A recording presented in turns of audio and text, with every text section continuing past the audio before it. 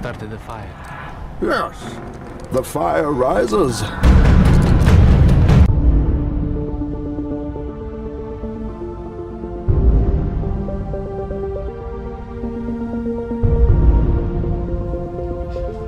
How come you don't want me, man?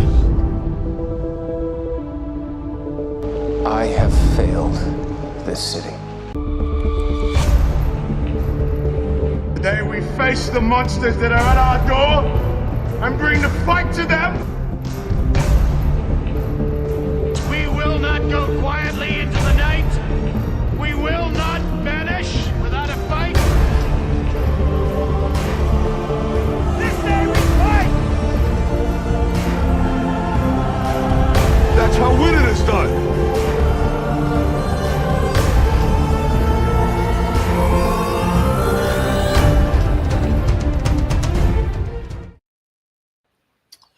Hello, everybody. Welcome to the Monday Night Madness. This from here on out, this is going to be the replacement for the Friday Night Frenzy.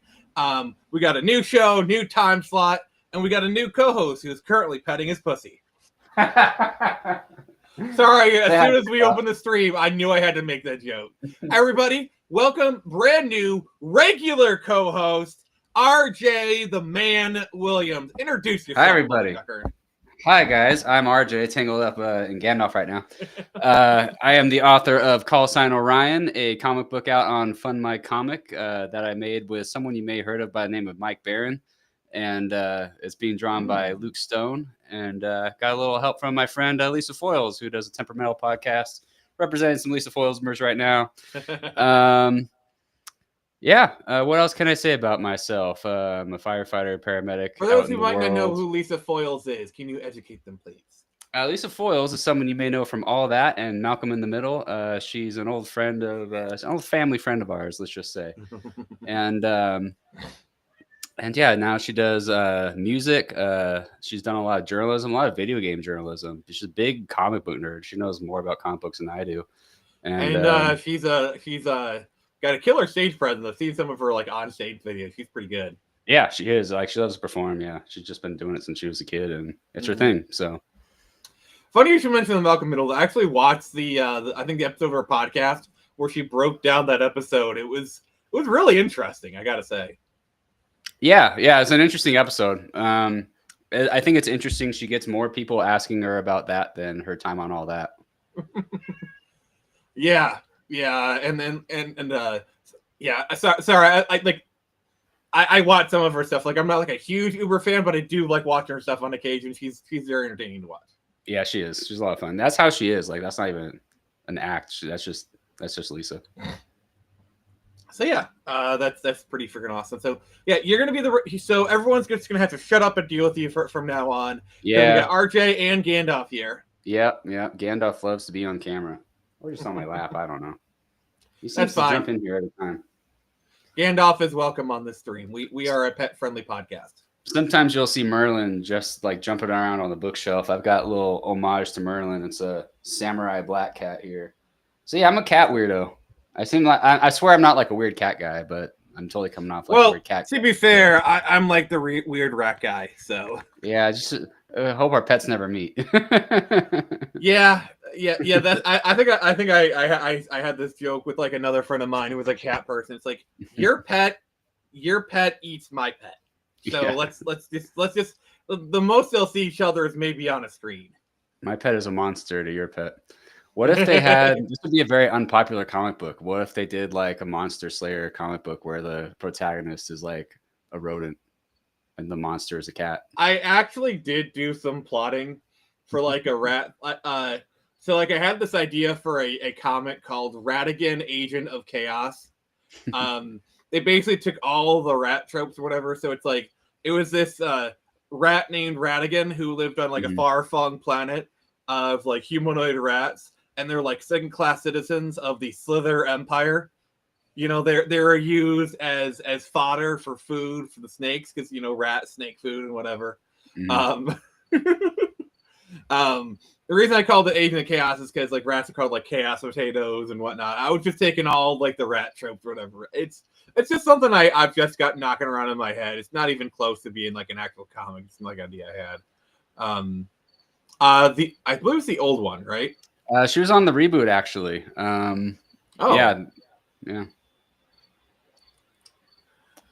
I actually remember this one story where like she was spending the night at Jamie Lynn Spears' house, and I guess she didn't have a blow dryer. She says, "Oh yeah, just go next door and talk to Brittany." Yeah, Britney Spears, like, and you know, and Yeah. I'm sorry, She's got a lot of crazy stories like that. Yeah, and they're fun. They're fun to watch. If she seems down to earth, I'd probably, you know, I'd like to have dinner with her and just hear her stories. Yeah, she's fun. One of my favorite episodes of hers was the Space Ghost one. She just talks about like being on the road and like staying in motels and watching Space Ghosts when she was like alone. It was like something she grew up on. Yeah. So she was going coast to coast with Space Ghost. You might say, yeah. Sorry, the joke begged to be said. It was begging to be said. Wait, rats go out, cats go out to rats. I swear to God. Some do, yeah. Growing up, we had a cat named Mickey. Mickey never liked me, but like for the purpose of the story, every so often, and this would like be a couple times a year, we'd wake up and there'd be a mouse dead in the middle of the living room. Basically, Mickey saying, "Hey guys, I can still do it, guys." Yeah, I still got it. Sometimes like the blood would be splattered, like partially or proper, like it played with it a little bit. Like this happened more than once. I'm like, oh. Yeah. Well, they don't need them for food, you know. We already feed them, so they just like to play with them. It's like a little sport. Yeah. This one's never got a rat. This one's a house cat for sure. He wouldn't even know what to do. It's like a dog chasing a car. Yeah, exactly. I wouldn't to know what to do if I got one. All right. That was some good chit chat. Let's get on to the main topic, shall we? So let's get down to business. Let's get down to business. Sorry, I'm in a very silly mood. This is good. We're very silly people. Very silly with silly walks. In fact, we belong to the Ministry of Silly Walks. Monty. Is that Monty Python? Monty Python. Yeah. It sounds like a Monty Python joke. Yeah. The worst feeling is when you're walking in the middle of the night and then you step on something squishy. Oh. Yeah. Basically, this would be my reaction if that happened. What? What the fuck? My wife did that in Texas as a little kid. It was a cockroach. It was a ginormous cockroach, barefoot. Yeah. Yeah. Don't live in places with big bugs. Just don't live there. Like I hear Bancroft talking about like those giant tarantulas that live in Sydney. He's like, oh yeah, burns or whatever. You get bit by one. Like, just don't live there. I mean, Mad Max. Like, see, the thing is, people don't realize Mad Max is just what Australia is on a daily basis. Okay. I don't know. It seemed very orderly. Maybe the Outback. But yeah. So basically, I wanted to kind of do on this movie. It's like a general feeling I've been having this year. Are we back? Are our movies back? Because ever since COVID, I'm just gonna say it. I don't think they're throttling. If they throttle me, I mean they're throttling everybody. So whatever. Ever since COVID, it seems movies kind of been like this weird purgatory, weird kind of place. But it feels like we're like last half of 2024, and then going into this year, we you know. We're starting to get good movies. I think Barbenheimer was kind of the spark that lit the fire a little bit. And now we're starting to get, you know, kind of movies again. Like, I don't think in 2019 we realized that was going to be the apex of movies. No, I don't think we did. But, you know, movies were sort of in decline, I think, before COVID, and then they really took a dump after COVID. Well, I mean, I've long said this. COVID basically just accelerated things that were already kind of going certain ways. It just kind of pushed things along further. but like all the stuff that kind of happened were things that were already kind of going in that direction anyway. You know, every time I feel like we're or halfway, it feels like movies go, yeah, we still are kind of in a 2 steps forward, 1 step back situation, you know, because I like Superman. I know some people didn't, and then we got Fantastic Four. I like the Superman. I haven't seen Fantastic Four. Wait till you get it on like digital or whatever. It's not a terrible movie. It's just a very meh. Yeah. Okay. Yeah. The guy with anxiety was kind of too much for me. I don't know. There's really a lot anxiety. You know who I mean. Pedro Pascal. There's too much. Yeah, Pedro Pascal fatigue is real. Yeah, he's in everything. The funny thing is, I love this, is we're already starting to feel the Pedro Pascal fatigue even before this movie. But you notice how right when that movie, all of a sudden you see all these posts like, why all of a sudden are people just upset with him? Why all of a sudden? Yeah. You know. Yeah. It's like we recognize when there's a bot campaign, you know, because like this thing just suddenly came up for a week, and then after the movie just disappeared. Mm-hmm. Mm-hmm. Yeah, it's like Zendaya. You know, she's in everything too, even though she's got like 2 facial expressions. She's not that good, and I'm gonna give it a hot take. Like Tom Holland's not much better. Like he's a little bit better. I've seen him in a couple of things. Like, there's a reason why Tom Holland doesn't get many roles outside of Spider-Man versus like people like Timothy Chalamet. That guy gets roles everywhere. That guy's got range. Yeah. So speaking of Timothy Chalamet, I will say the first film that felt like a 2020s, a film from the 2020s was Dune. Dune, yeah. Why do you say the 2020s like the first film that felt that way? Like films that felt of this decade, because of like the scope, the grand design, the because the thing is for last 5 years, Marvel and their shitty CG has kind of been holding back movies. Because like you look at stuff like Man of Steel, you look at Transformers, their CG looks as good, or dare I say even better, than the stuff we're getting now. Mm-hmm. Mm-hmm. Nathaniel Brown is here. How you doing? Like. All right, I'm gonna risk. So if you're seeing this on the replay and what we're about to do is cut out, that's because we got copyright claimed and I had to cut it out. So I'm gonna show a scene from Transformers and of them like just transforming and just like. I'll cut out the audio. Just maybe that help. Like, look at that. Look at that. You know. All right. Like, that looks amazing in 2020. Mm-hmm. You know what I'm saying? It's like the Silver Surfer from like 2004 somehow looks better than the Silver Surfer from this year. But for me, it's like the mechanical detail and just the fluidity of it, you know. Mm-hmm. Like, this still looks amazing. This is not like, oh, it's aged well. No, This looks like it could come from 2025, you know? Oh, yeah, this would impress people today. Yeah. And this is 2007. Yeah. 2007, all right? And then you look at, like, Avatar, The Way of Water. I'm sorry, those movies, like, I don't, like, Avatar looks all of 2009, and it's aged well. Right. I'm good. I'm good. Davy Jones from the Pirates. Yep. You know, from Pirates of the Caribbean. Yeah. Like there's or even look at the Snyder films. Mm-hmm. You know, Man of Steel has really good effects even to this day. Mm-hmm. So that's why I say Dune. It feels like a 2025 because it feels like it was made with the full extent of technology of today. Okay, that makes sense. Like when you think of like, oh, what does a film look like a 2020 film? Dune is the first one to look like that, you know? Yeah, that makes sense. Yeah, I could see that. Like Dune is like when you see the sandworms, when you see all that stuff, it looks like a film that could only have been made today. Mm-hmm.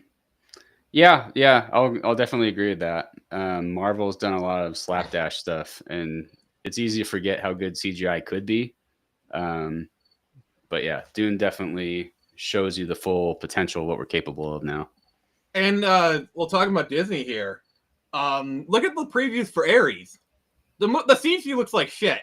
Yeah. I'm sorry. Look at Tron Legacy, which was made for a ham sandwich, essentially. Mm-hmm. And that movie looks. I mean, facial stuff aside, Mm-hmm. I'm not gonna say, I'm not gonna make any excuses. That looks like crap, But without that, we wouldn't have gotten fake Governor Tarkin, Mm-hmm. Yeah, for sure. It was a stepping stone, but it definitely looks all of the early 2010s. But the rest of the movie looks freaking amazing. And what's funny is, with Tron Ares, every time it's in the grid, it actually looks really good. It's all those like really bad real life scenes. I don't know. I'm just not like Tron Ares is a film I'm going to go see out of obligation because I'm a Tron fan. Yeah, Ares. I don't know if it came out 10 years ago. I would have gone to see it. I've been excited about it. Tron Legacy is one of my favorite films of all time. Okay, and that film had a setup for Tron 3. They literally had Cillian Murphy in the beginning as Edward Dillinger Jr. Mm-hmm. Like this is like pre like Cillian Murphy hadn't blown up as much as he could. Mm-hmm. But like imagine having him coming back in like the late 2010s as the villain, as Edward Dillinger Jr., Master Control Program 2.0. Honestly, just a great setup. Yeah. I really liked Tron Legacy, and that's why I say like if it came out 10 years ago, I would have been way more excited to see Ares. But it doesn't seem like it's going to have the same continuity to me, and it's been a long time. So they're very close to the chest, Yeah. And that's what scares me is they haven't gone out and said if it connects. Like, sure, if you look at the trailers, there are shots that show like clips from Legacy, like the flashbacks and whatnot, but they've been very coy. Mm-hmm. I think probably what's going to happen is Sam and Cora are probably going to make like a one scene cameo, maybe even like an afterward, because I'm sorry, there's no way that Sam is not a part of this movie. Mm-hmm. I believe the company is like Dillinger Co. or whatever. So probably the Dillingers left and formed their own company or whatever. Fine. I don't know. I'm very vague on the lore. But so has been Disney, and that kind of scares me.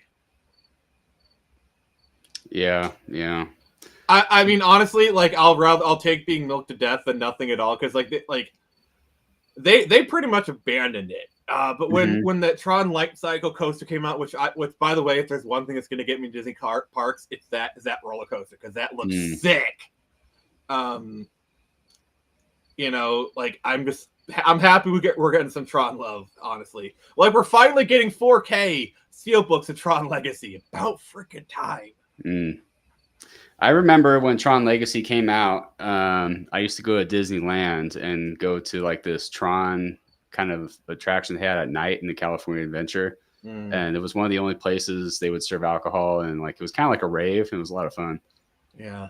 But I don't know. I feel like it had a lot of hype back then. You could have really ridden that wave if this movie came out sooner. The thing is, like, Tron did okay. Like, as far as box office wise, it did okay. It wasn't a bomb. It wasn't really even an underperformer. It just kind of did, decent numbers. But the problem is, Tomorrowland came out, it bombed, and then they bought Star Wars. Yeah. Star Wars was because they wanted to do, because like at that time Disney was trying to do boys IP, and then they bought Star Wars. Yeah. Star Wars is basically like, it's like why would we do Tron when we have Star Wars? Yeah, that makes sense, the logic of it, but then we all know how that went. Yeah. Like, and what's worse is there was did you ever see Tron Uprising, the cartoon? No. It is really, really, really good. Okay. The problem is it's one season and it ends on a really, really sick cliffhanger. Oh, really? I want to get a lightsaber Disney. Honestly, Nathan, just get a lightsaber from one of like an Ultra Saber and SWA Saber. They're actually a lot better quality and kind of about the same price as you would buy at Disney. Yeah, I definitely agree with that. Like, honestly, if I was at Disney and I had the money to burn, I'd do Savvy's Workshop just for the experience. I like building a lightsaber, that'd be kind of cool. Mm-hmm. But if I want to buy a lightsaber, just like buy a third party one. They're actually better quality. Yeah, for sure. I know the ones that because I used to work there like way back when, and I know the ones they sell and they aren't the best quality.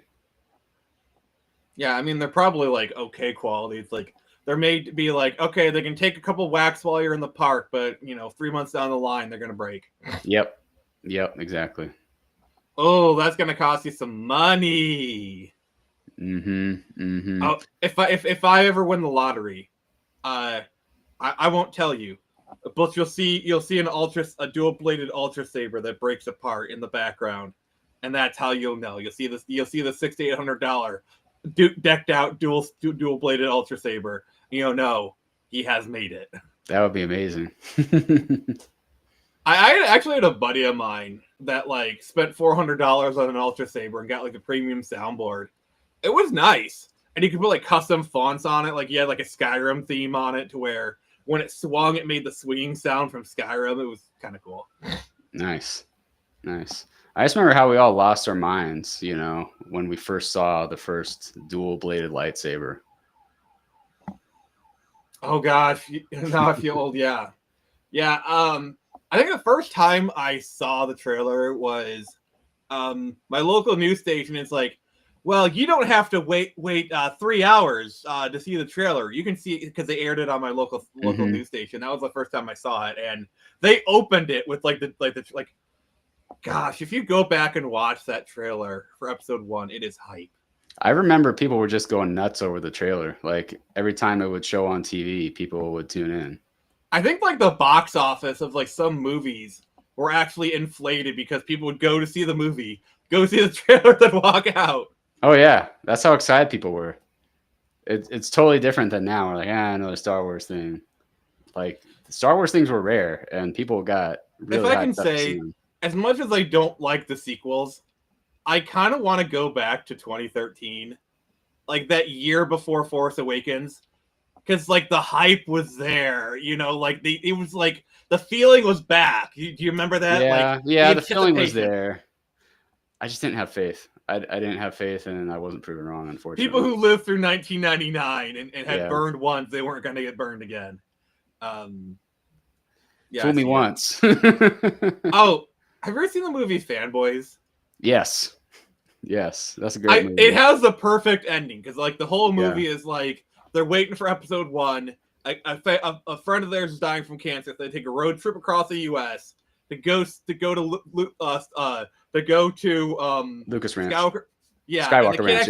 Yeah. And the kid actually does get to see it, and it ends with them going to see the movie, and the final line is like, "Wait, what if the movie sucks?" Yeah. Yeah. It's got so many another one of my favorites is they meet Seth Rogen, and he's got like a Jar Jar tattoo, like a full badge. You're like, he's gonna be a great character. That's great. Anyone who loves Star Wars, I just urge them to see that movie because it's got like they needed the plans to Skywalker Ranch, and you know who gives it to them? William Shatner. And the movie even William Shatner asks him like, "Wait, William Shatner, what are you doing here?" Like they even call attention to it or whatever. Yeah. And then like right before they get to like the kid actually has a thing, and the doctor is Carrie Fisher, and he's like, "Take 2 of these every day," and like kisses on a crown that she says, "I love you," and she's like, "I know." It's just like right. It's I love it because it's made with love. Yeah, it really is. You got all these little nods. I agree. Like everyone who loves Star Wars has to watch that movie. Oh gosh. Sorry. I need to rewatch that movie. It's been so long. That would be fun. One day we'll just do like a rewatch. I mean, I could do that for a Friday night feature. Kind of thing. This month we're doing Titan AE, which you're welcome to be there for it. That's another film that like deserves some love. But we need to talk about modern films.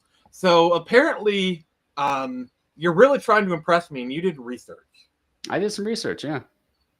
All right, so let's pull this up, and if you could, yes, don't mind if I do. Which one am I sharing? Jar Jar is my favorite because of how many people hate him. Okay. I need to share a fun Jar Jar fact. Did you know originally Michael Jackson campaigned to play Jar Jar? Michael Jackson? Yeah. Huh. He wanted to do it like prosthetic and whatnot. You know, I could kind of see it. Like, and have you seen Captain EO? I haven't. I need to see it. That was an old Disney thing. That was an attraction, and it was Madonna was in it too. And you got there's gotta be YouTube clips of it. Like he does a dance and like makes Madonna like from a monster into like a beautiful woman, and like it's kind of like I don't know what to describe it, like not Cowboy Bebop, but kind of, you know, he's like a sort of roguish Cowboy Bebop, Firefly sort of character. Michael Jackson is, and he uses the magic of his singing and dancing to battle evil Lovecraftian monsters. It's really interesting. He uses the magic of hee. Exactly, he does, and it was a 3D attraction. Can I just say, I am glad that all the Jar Jar fans are finally like comfortable enough to show their love for Jar Jar. That is cool. Yeah, just be proud. Be out. So, Michael Jackson still has to play it, and he was actually mad they didn't get the role. And there's a story that Ahmed Best tells where like him and George Lucas went to a Michael Jackson concert, and they actually met Michael Jackson afterwards, and like he was actually really cold towards Ahmed Best, and like afterwards he was like talking to George Lucas like, "Hey, why was Michael Jackson kind of chill to him?" He's like, "Oh, he's just mad he didn't get the role." You should play basketball for it. No, wait, that was Prince. Oh gosh, that was Prince. Game blouses. Prince just shows up in his little red Corvette Starfighter. It'd be funny if like Prince showed up and then like knew more Star Wars trivia and was like a better Star Wars fan. Oh gosh, with as bitter as Prince was, I could see him just binging Star Wars trivia just to show Michael Jackson. I love Prince, but the man did a bad job of hiding his jealousy. Yeah, I mean they were competitors. It was like Stallone and Schwarzenegger, you know. Yeah, they had more of like the problem is, like Michael Jackson was just out and above the bigger star, whereas Stallone and Arnold were more on a level playing field. Also, I have to read this. Misa love the scripture. Also, I like say what you will about new Star Wars. I'm really glad they brought back Ahmed Best. You know that scene in The Mandalorian where Ahmed Best's character is the one to rescue Grogu. Like, okay, all right, cool, I'm down. Yep. No, that was a good callback. Oh gosh. But yeah, so show this article, get the watch thing off your, you know. Yeah, all right. We're doing Rolex ads. All right, so 2020. I won't read the entire article. I'm just gonna skim through here, and we could talk about movies that happened in 2020. Shirley, I don't even know what this is. Shirley, I don't know what this is. Don't call me Shirley. I don't even know. You can't be serious, right? Surely you can't be serious. No clue what they're talking about. But honestly, that's a lot of movies of 2020. The Five Bloods. Well, all the movies that came Still out have no clue were just all the movies that came out in 2020 were just the ones that were done in 2019. That's all they. Yeah, and they just went straight to streaming. It was just a year of nothing burgers. The King of Staten Island. Case in point. Yeah, they're like 2020 is just a void. It really is a black hole. Artemis Fowl. A black hole's everything. Oh yeah, that was a Disney Plus series that didn't do well. Okay, yeah, I still don't know what it is. Not Disney Plus. There it is. Eurovision. That one was really funny, actually. Oh, is it based off the contest? Yeah. It's really funny. Like 2020, that was another funny thing about it. Like it was kind of a dud year, but then these random things became really popular, like Tiger King. Everybody saw Tiger King. Yeah, a lot of it was like timing. Like Tiger King hit just as the lockdowns were getting really bad, and Mm-hmm. people needed something to watch or whatever, and it was like the perfect schlock. Like Yep. and people needed something to talk about and discuss online. Like Tiger King is like the epitome of you just had to be there, because imagine it's like 2040 and like you're showing your kid Tiger King. It's like Yeah. everyone's going crazy for this thing, and like it's like Yeah. I don't get it. Yeah, I feel like that's how it's gonna be when you try to explain it to them. Yeah, totally. But Eurovision was I saw Black Hole once, but I found Hooded Raven. You might want to lay off the sauce. Just saying. But yeah, Eurovision was one of those things. It's one of the few movies of 2020 that like I have seen multiple times and I've heard other people talk about. All right. Irresistible. See, again, I don't even know what this is, and it seems to have a decent cast there. Steve Carell, Emily Montemere. She's pretty good.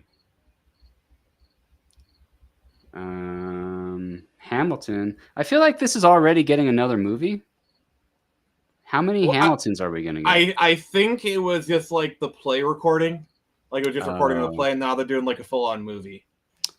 When do we get Alexander Burr? You know, when do we get to see the redeemed villain? You know, I want the what's the one with the Wizard of Oz? The Wicked. I want the Wicked version, God. but it's Alexander Burr or Aaron Burr, not Alexander Hamilton. Aaron Burr. I want Aaron Burr's story to be represented. Aaron Burr would be like, "It's time to the duel." Yeah, yeah. When are we going to see more of these misunderstood villains? I don't think we have enough of that. Just keep going. Just keep going. Just keep going. Right. The truth. Again, no clue. No clue where we're at. What is this? Video on demand. No kidding. Yeah. Speed Palm Springs. I've been there. I think Overrated. Palm Springs is probably like the one film that like people might remember from 2020 because it's like a modern day Groundhog's Day film. You know what I was wanting to do, and I don't know if this would get you copyright stricken, but I really wanted to get a clip of it's an old Saturday Night Live clip. It had Marvin Wayans, and it's like I think it's the Wayans brothers, and they're these movie critics, and they just name a blockbuster and like hated it, and they just go through it. That would have been a fun one. I should. Yeah, that. I don't really have much room for clips that we're not StreamYard. Good point. Old Guard, yeah, that's another one that popped off a little bit. I remember. Yeah, that one took off. That one gained some traction. American Pickle. I don't want to make a joke. Yeah, we've all seen Seth Rogen's Pickle, and we were not. Charm City King. See, this is a lot of nothing burgers. Go HBO Max. See, just straight to streaming a lot of it. I don't know what this is. Project Power, Netflix. There you go.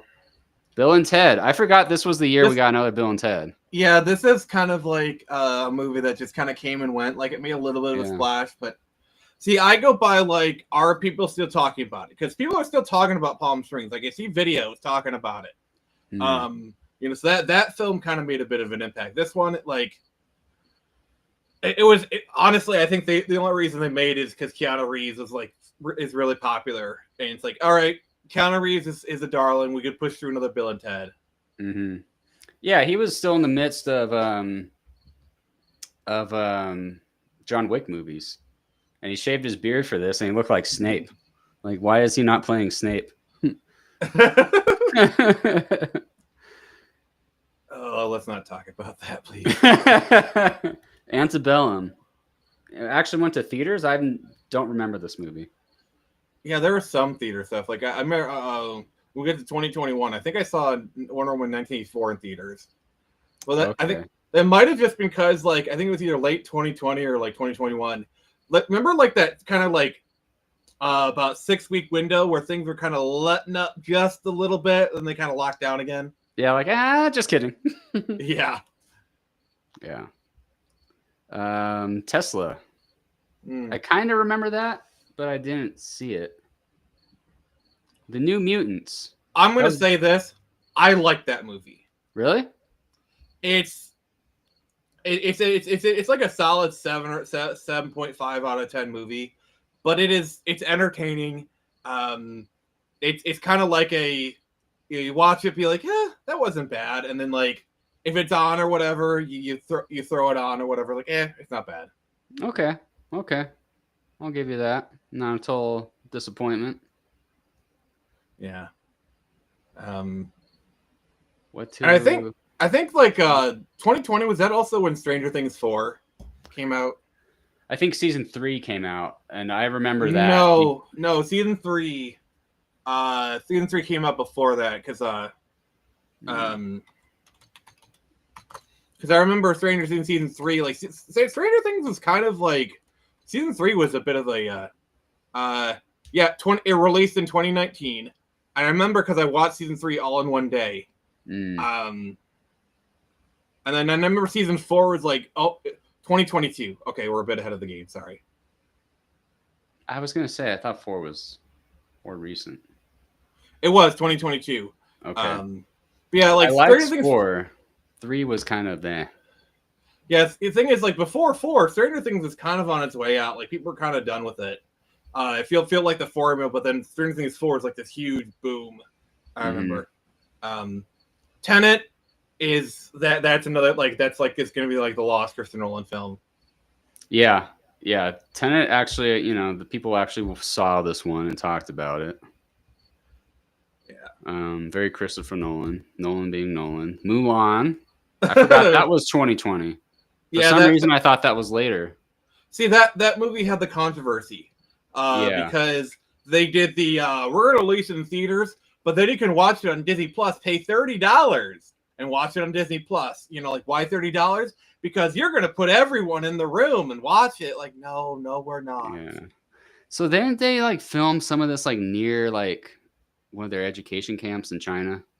Near a concentration camp. Yeah, that's what it was. Spade. I didn't want to call it that, but yeah, it is that. For the Uyghur minority. For the Uyghurs, yeah. I think they're like Chinese Muslims or something. Correct me if I'm wrong. They are, and there's Christians of the unapproved, Christianity, because they have to follow the state-approved religion and all religions. So yeah, we're getting into political stuff, but yeah. And the thing is, like all that aside, the movie's just not that good. They made her like a girl boss. And they're like, oh, she has chi. The chi. Like the whole point of the animation, the animated movie is, "Be a Man" is actually a subversive song. It's like, like she wins by being a woman, right? It's like at the end when they dress as women and then like they do the "Be the Man" reprise. They're doing the thing, and it's like that's the whole thing. It's like she wins, but like kind of the stuff like her perspective or whatever. I like Mulan the movie. I like the animated one. The animated one is great. It's a classic, and I don't know, somehow the subtleties of even that, which isn't very subtle, it got lost on the makers of this movie. Yeah, like "Be a Man" is one of my favorite Disney songs. Because like it's one of those things where it's like you just listen to the song. It's a good song, like "Be a Man," but then you watch like the video, and I love how art can take on whole different context when you pair it with things. It's like the song in of itself is one thing, but you pair it with the video, it takes on a whole nother context, and I love when art does that. Yeah. The animated version is very well done, but I don't know, something about this era, they just had to ramp up the message on everything when everyone already agreed with like the core message and the original is a lot better, and why not just do live action of that or something? But they had to ramp it up and go nuts, and they really just lost the plot. They jumped the shark. This was a whole era of jumping the shark. We're still kind of in the era to a degree. Like I'm going to call it the "put my stamp on it" era. It's basically, basically when Peter Jackson was making Lord of the Rings, he was basically putting Tolkien on screen. He wasn't. His whole approach was, this is not my movie. This is me translating Tolkien's work to the screen, as it should be. Nowadays, it's like, we hate the source material. Oh, we're making an adaptation of the video game. Oh, we're gonna brag about not playing the game. I want to put my own stamp on it. I want to do my own thing. Like, or I'm a failed director who can't get this original script off the ground. Oh, I got the rights to an IP. I'm gonna shove this story into this IP. I'm gonna write up its ass, and it's gonna be unrecognizable. But y'all bigots are gonna have to deal with it. Yep. That definitely, yeah. There was a lot of that going on. Thank you, Jason. I think you very well summed up what that era was, and we are still kind of coming out of that weird woke fever. I still think we're kind of in it. I'm not even sure we're even in the wind down phase of it. I think we're kind of in like the last fights before it starts to wind down. I don't know. I don't know. I feel a vibe shift, but if there is one, it's too early to tell for sure. Yeah, and that's the other thing. Like, if the vibe, let's say the vibe shifted 2024, like that's kind of what I feel. Mm-hmm. You know, a lot of these movies take like 3 or 4 years to get off the ground. Like a movie you see now was greenlit like maybe 4 years ago. Yeah. So we're still gonna see a lot of this crap probably till the end of the decade. Yeah, you'll still see a lot of remnants of it. And yet, you know, with reshoots and things, I feel like they always alter stuff. Like, for example, Fantastic Four. I didn't see it, but I heard it was very pro-life, and doesn't seem like a message you would have had even a few years ago. I mean, there's a lot of things. Like, there's a lot of stories of like, then like apparently, Avengers Doomsday, they just like threw out the entire script because it was too women centric, and they're getting the Deadpool writers in. I'm sorry, Disney, you've been shooting Doomsday for like 3 months. 3 months into principal photography. It's not the time to just throw out the entire. Like, they love their reshoots. They just don't seem to value staying on mission. Stay on the mission. Call it locomotive breath. Hollywood isn't slowing down. It's going to take a little while for it to slow down, but I think the change is coming, like RJ said. Oh gosh, where was that? I'm sorry, I was like on a train of thought there, and then some comments came in. What was I saying? We're coming out of that. Something about what was the movie we were just talking about? Well, we're talking about Mulan. Yeah, we got on a tangent. I don't remember either. That's fine. That's out of the era. It happens here. That's what happens here. Yeah. But yeah, so that's Mulan. There's a lot of talk and controversy on Mulan. The French Dispatch, is that Charlemagne? It is. Yeah. I don't remember this. Probably one of his earlier movies. Yeah. Wes Anderson. Oh, okay. That tracks. Yeah. Wonder Woman 84. There you go. Yep. I actually did go see that in theaters in 2020. I do remember that. And that was film, like that film is hot garbage. And see, this is one of those things where it's like you see movies that have like really great trailers. Like this film had a really, really good trailer because they used kind of like Blue October, like New Order's Blue Monday, or like a cover of it, and it had a really good vibe. Like I remember watching that trailer over and over and over again, and the movie's just not good. Well, that also reminds me very much of Stranger Things season 3, which is funny because it came out around the same time. Great cinematography, looks great. You see the clips of them like, okay, I really want to watch that, and then there's no story there. Or the story they do have is very on the nose, and I think they had a very similar story. It's like they were. I feel like sometimes studios just copy each other in production. See, the problem is, the problem with the Duffer Brothers is like they're like, oh, we'll do 80s homage. It's like it's fine if you do like a shot, a scene, but they just do entire storylines that are homages. Like there's this Russian guy that's chasing them, which is meant to be an homage to the Terminator. I'm sorry, you do not just like rip off the Terminator. Because he has like the haircut, they do shots of him similar. Like that becomes a little bit much. Yeah, for sure.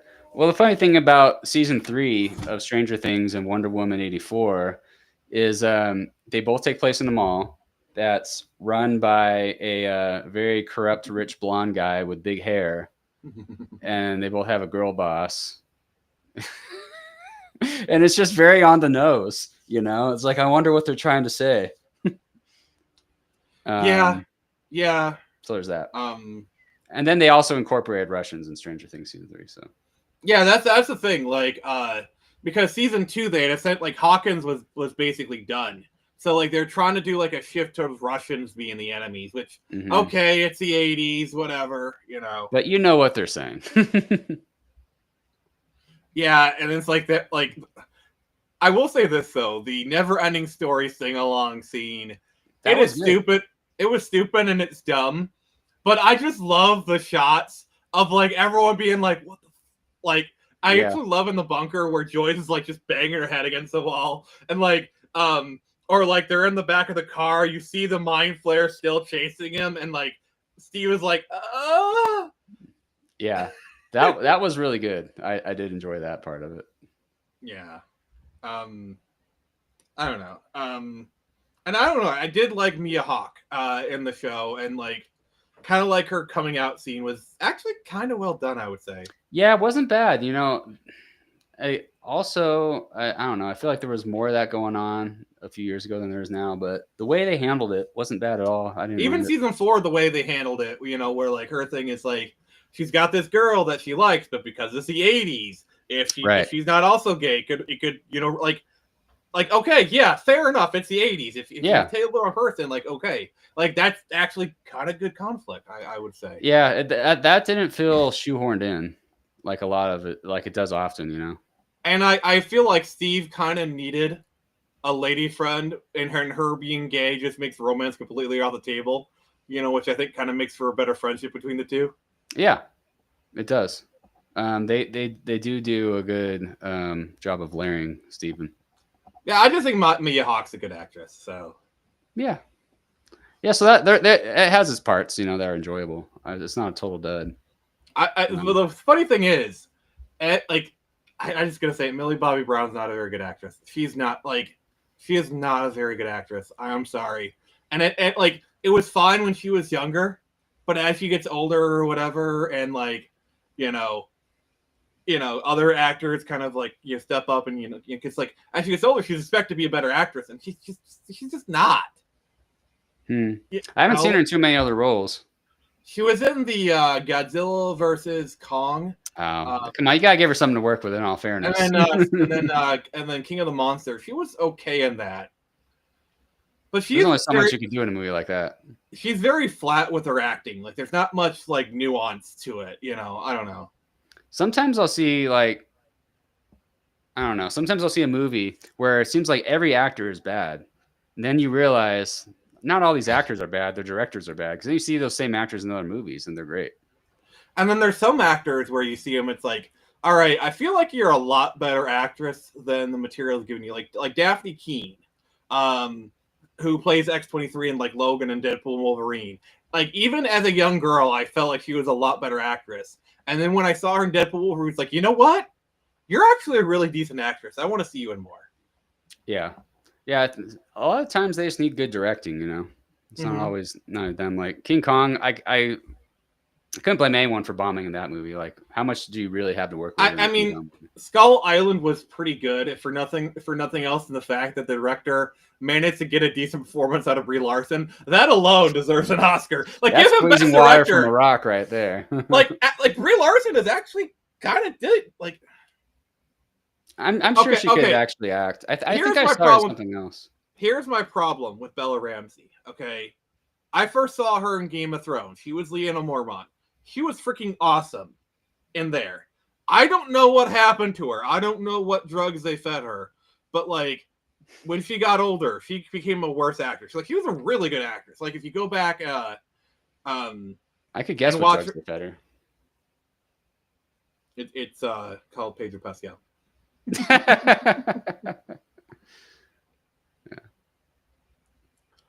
Actually, Adam Driver was probably one of the best actors in the sequel trilogy. Like even the sequel trilogy is like, it's like, oh my god, you're a way better actor than material, because you can always tell who's a good actor by like who actually gets other roles. Like Adam Driver got a lot of other roles. John Boyega got a few. Versus Daisy Ridley, I think she got like one movie. Like Daisy Ridley is not a good actress. No. No, Adam Driver actually is a good actor. I've enjoyed him in other roles. I like The Last Duel.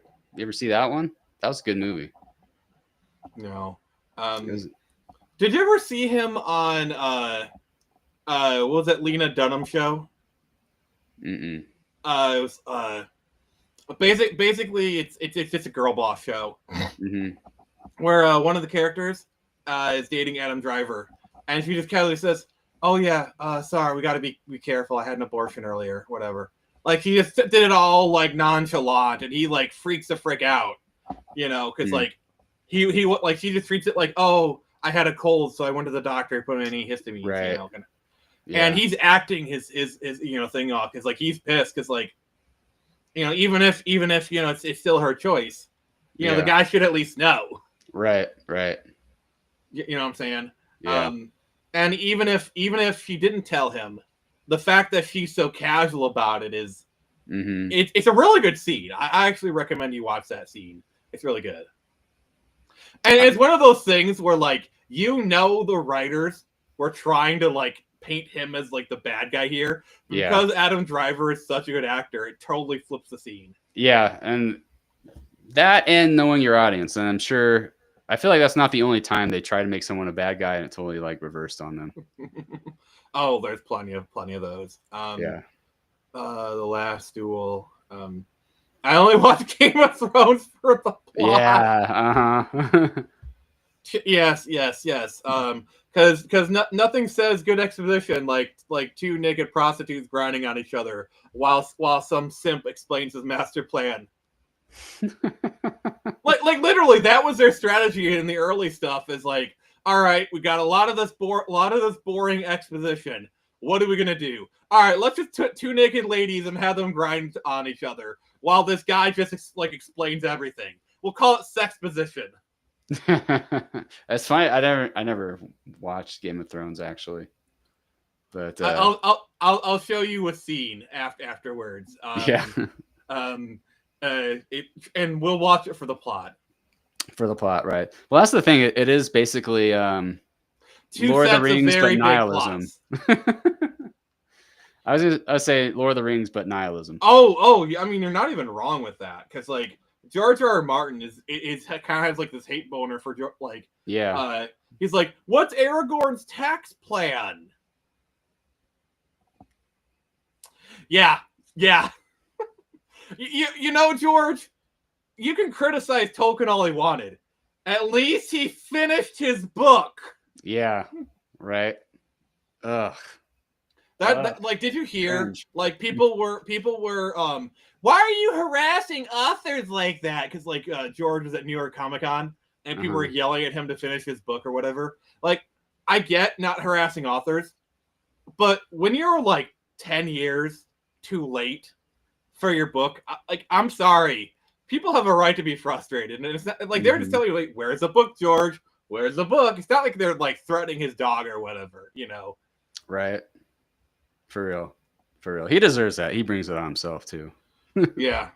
See, what's funny is you just know after he dies, there's like, hey, Brandon Sanderson, we know you did a really good job finishing Wheel of Time. Would you like to finish Game of Thrones? And then Game of Thrones, like the whole series is finished in 2 years. For real. Yeah, just get someone who's going to work on it. How about that? Know they're going to do that. You know they're going to do that. For sure. They absolutely will. And I want them to hire Brandon Sanderson for nothing else, because he's a good writer. I think he could finish Winds of Winter. Is he related to Jar Jar Binks? Oh my god, that was a good one, Hooded Raven. But getting back to Wonder Woman, this film is a train wreck.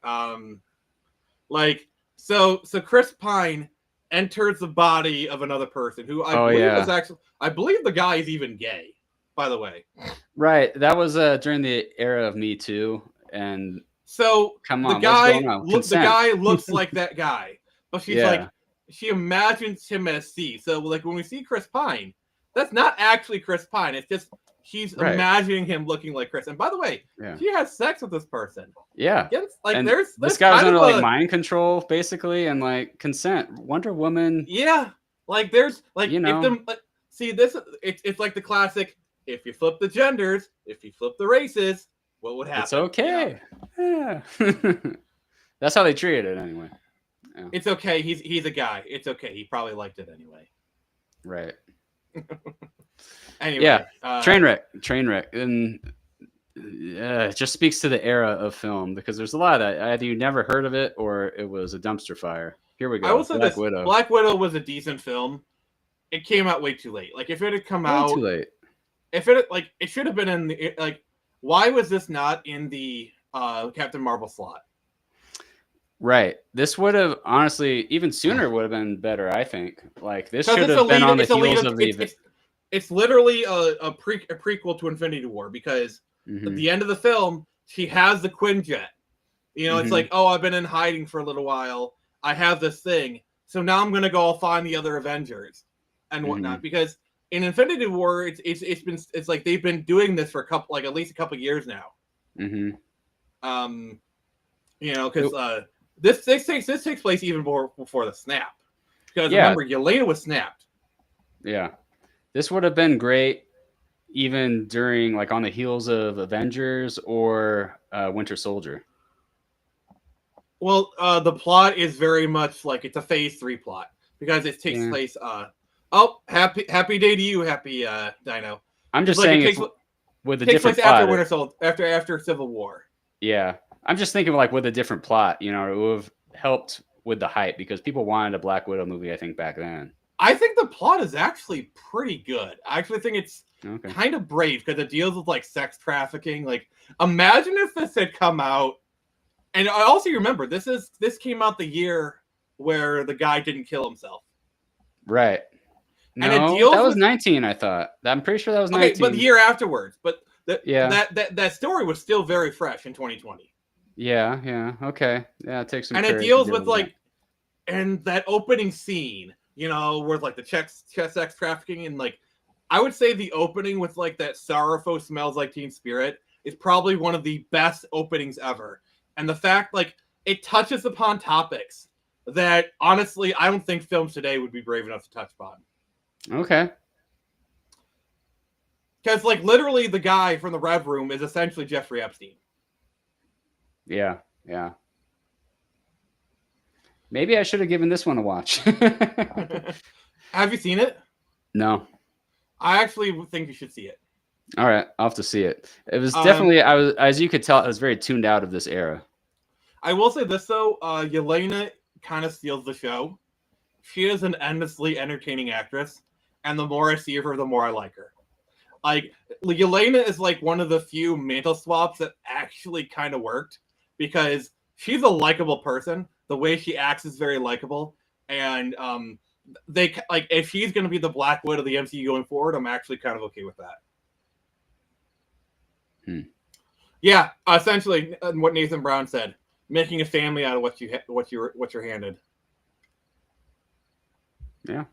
By the way, Rachel Weisz is in this movie. You have to see it now. Okay. I'm not sure. You know the Mummy. The Mummy. Oh yeah. Like Evie O'Connell is in this movie. You have to see it. Huh. What's that gonna Angel say? Studios did. I was gonna say Shazam. When did that come out? This might be on the list somewhere because that had the same kind of message. 2019. Okay. Yeah, Shazam had a very similar message. Soul. I don't. This is a lot of unmemorable movies from this era. Yeah. Haley Steinfeld. A Bond movie. I forgot. See, I even forgot we got a Bond movie. I'll say No Time to Die was okay. I definitely. This is one of those the first movies where they said a lot of shit beforehand to get people pissed off, and when you go and watch the movie, it's not there. This is a tactic that they are very much still doing today. This is one of the early times where yes, there's a woman who is 007, but it's because Bond has been out of the game. He's basically been retired for forever. And so of course they reassign the number, you know.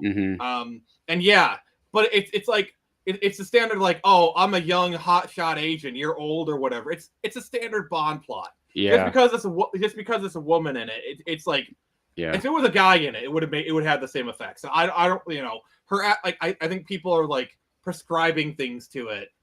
Yeah, it wasn't that bad. There was a lot of rage baiting for sure. And even in the end, it's like he kind of won her over. Yeah. Where to the last mission, she's like, "Could you temporarily give back Bond his designation?" I mean, it's totally like just so 007 could die. Right. Yeah. For sure. It wasn't yeah. terrible. I didn't like that they killed him, but yeah. Oh, I loved Afterlife. I love that movie. Yeah, I heard this one was actually good. It's really good. It is, honestly, it is a Ghostbusters 3 that it is a Ghostbusters 3 we needed. Okay. It had, but I'm not gonna spoil things, but there's a Harold Ramis tribute in the third act that you will cry. All right. Yeah, that's another one I should have Frozen checked Empire out. is not that good, but my it's gosh. Marvin time. It's your favorite movie. No. Despite what former co-host tried to harass me into a meme, this is not my favorite movie. And you even beat me to it, so I can't even say it. Yeah. Oh gosh. And I will say this movie was okay. It was like a 6 out of 10 movie. It's like if I was forced to watch the movie, it'd be like, okay, it was, all right, see you later. Happy Dino. Thanks for stopping by. What else do we have? A Fast and Furious movie. You won't believe it. The thing is, Fast and Furious has been like schlock for 4 movies at this point. It's like you go in there, you turn your brain off, you have fun. And this one was like, it was. They went into space. It's a space. The Fiero in space. We were really jumping the shark by the time we got to these Fast and Furious movies. No, like Fast and Furious 9 was a huge jumping of the shark. A Fiero in space. Yeah, for real. The Quiet Place Part 2. I've never even seen the first one. I haven't either. I heard it was really good though. Yeah. But you do a part 2, like it's hard to follow an act like that, Especially like a film like that, such high concept. Right. I don't know what this is. Spiral? Chris Rock? I haven't what's Chris Rock even done since 1999? Oh, be funny, I guess. Like, what movie is he famous for? Because I think he was a comedian at damn. Kind of none, yeah. His comedy was like a bigger deal than any of his movies. Oh god, Top Gun Maverick was like the first sign that things are getting 21, better. Though. Now, yeah, this was the beginning of like the turning of the tide. And by the way, I think I only had this article for the 2020 movies. Mm-hmm. Yeah, because there's overlap for sure. I'm going through another one. So I'm going to stop sharing that one. But yeah, so Top Gun was definitely like the first very early sign, like, okay, because it was good. It was masculine. And the thing is, like, it was not like men good, women suck or whatever. Right. The women were good too. Like, I think Phoenix was a great character. They basically just like, it's like, yeah, I'm a woman, but I'm also a kick-ass pilot. Like, she was kind of one of the most competent people there. Yeah, I think I totally agree. Top Gun Maverick was the beginning of the turning of the tide. It was the Battle of Helm's Deep, if you will. Right now. Oh, wait, no, that was Battle of Palomar Field. Never mind. Actually, I like Cruella's weird because I actually took a date to see this movie. It didn't work out, but I remember, like, I kind of liked the movie. It kind of had like a London 70s punk rock vibe to it. I mean, it's entirely carried off of Emma Stone's back. Like, just her amazing acting, her amazing charisma carries this film. Like, she is the sole reason this movie is good. Yeah, I'm just kind of tired of the misunderstood villain trope, and then they make it a feminism story. Fair. I just really like Emma Stone. I think she's an amazing actress, and she's going over the top in like the best way possible. I don't know. It's over the top, and it doesn't care. I'm sure. This is like part of what I've noticed also a trend of this era of filmmaking. Like the scripts could be bad, but sometimes you get an actor who just runs with it and makes it their own, knocks it out of the park. And I could totally see that happening with Emma Stone. Mm-hmm. Yeah, definitely. And then they also did this thing where, like it's another thing of this era that if we're gonna like talk about like what they'll study in the future is just randomly changing the characters' races. Like Anita Darling is black, and then the husband is Indian or for some reason or whatever. Yeah, and like I'm pretty neutral on race swapping. I think that's I'm fine with it if it's like right actor for the role, but a lot of the times they do it because we need to diversify when it's a bunch of white people or whatever. Yeah, the reasoning behind it. You can tell it when they do it. Like for example, the Commissioner Gordon for the Batman, Jeffrey Wright. When I heard he was casted, I was okay with it because he is a great actor, and I knew he could do Gordon, so I was fine with that. And Zoe Kravitz as Catwoman. Like, she's not the first black Catwoman. She's not even the second. She's the third. There's been a lot, actually, yeah. Even in 1960s. Yeah. Eartha Kitt, Halle Berry, Zoe Kravitz. Yeah, so it's not even a big deal, really. I mean, if you don't want to count Halle Berry because she's not playing Selena Kyle, fine. Because she's not, she's still a Catwoman. I count her. I count her. Yeah, no, I'm pretty neutral on it, though. It's got to be the right character. It's got to make sense. Does it work for that character? I think is the main thing. I think Zoe Kravitz in the Batman worked. Yeah, I agree. I think she did a great job as Catwoman. Even Idris Elba's Bond, that was a big controversy years ago. I think it would have worked. My problem with Idris is he's too old. If they would have done if this was like 2015, 2014. Yeah. When they were first talking about it, I think it would have worked. Yeah, for sure. The Conjuring, I'm not into the horror genre so much. I'm going to skip that. Question. Have you seen the Equalizer movies? No. They're basically Black John Wick in the best way possible. Well, it's Denzel Washington, and he's Denzel Washington is probably one of the greatest. Oh my God. Denzel Washington is probably one of the greatest actors of all time. He really is, and he's like, they talk about this person's the last movie star. There only are a few left, and I think he's one of them. Yeah, Samuel Jackson. Oh gosh, I could go on about Samuel Jackson. I love that man to death. Like literally, as a kid, when the prequels are going, you want to know who my favorite character in the prequels was? Mace motherfucking Windu. I would not shut up about Mace Windu. Like 12-year-old, 13-year-old me would not shut up about Mace Windu because I just loved Samuel Jackson. I loved him as Mace Windu.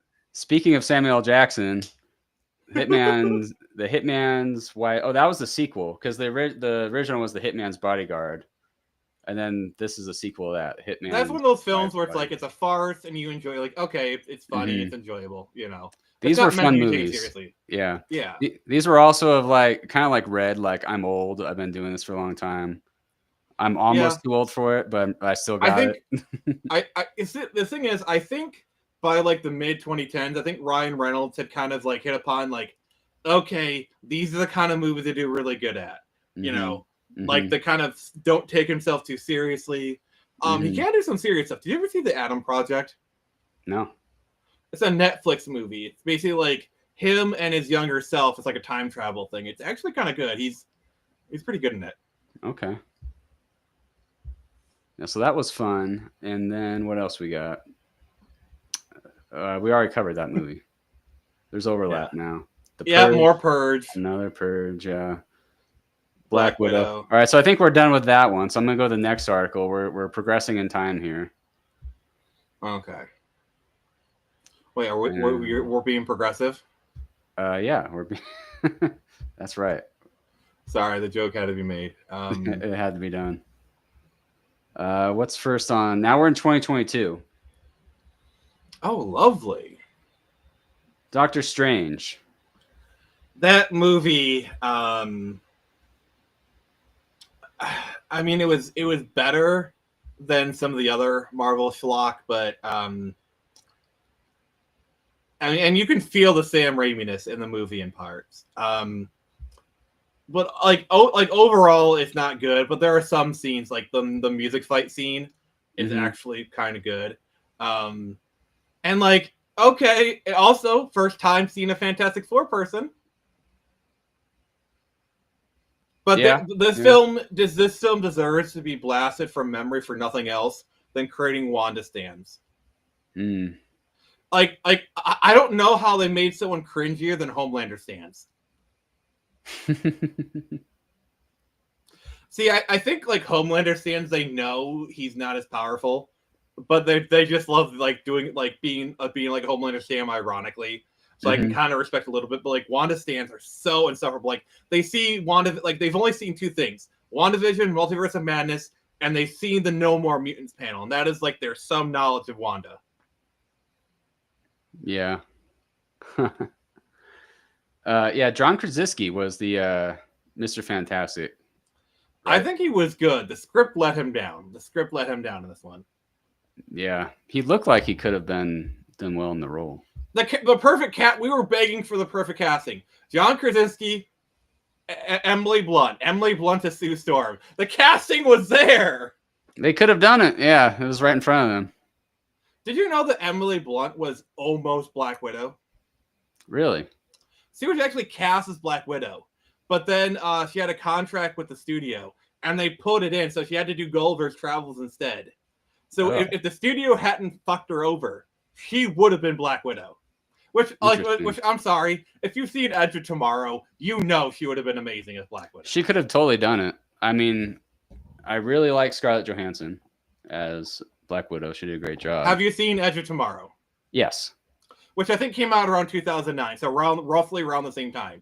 Like that, yeah, she definitely could have been Black Widow.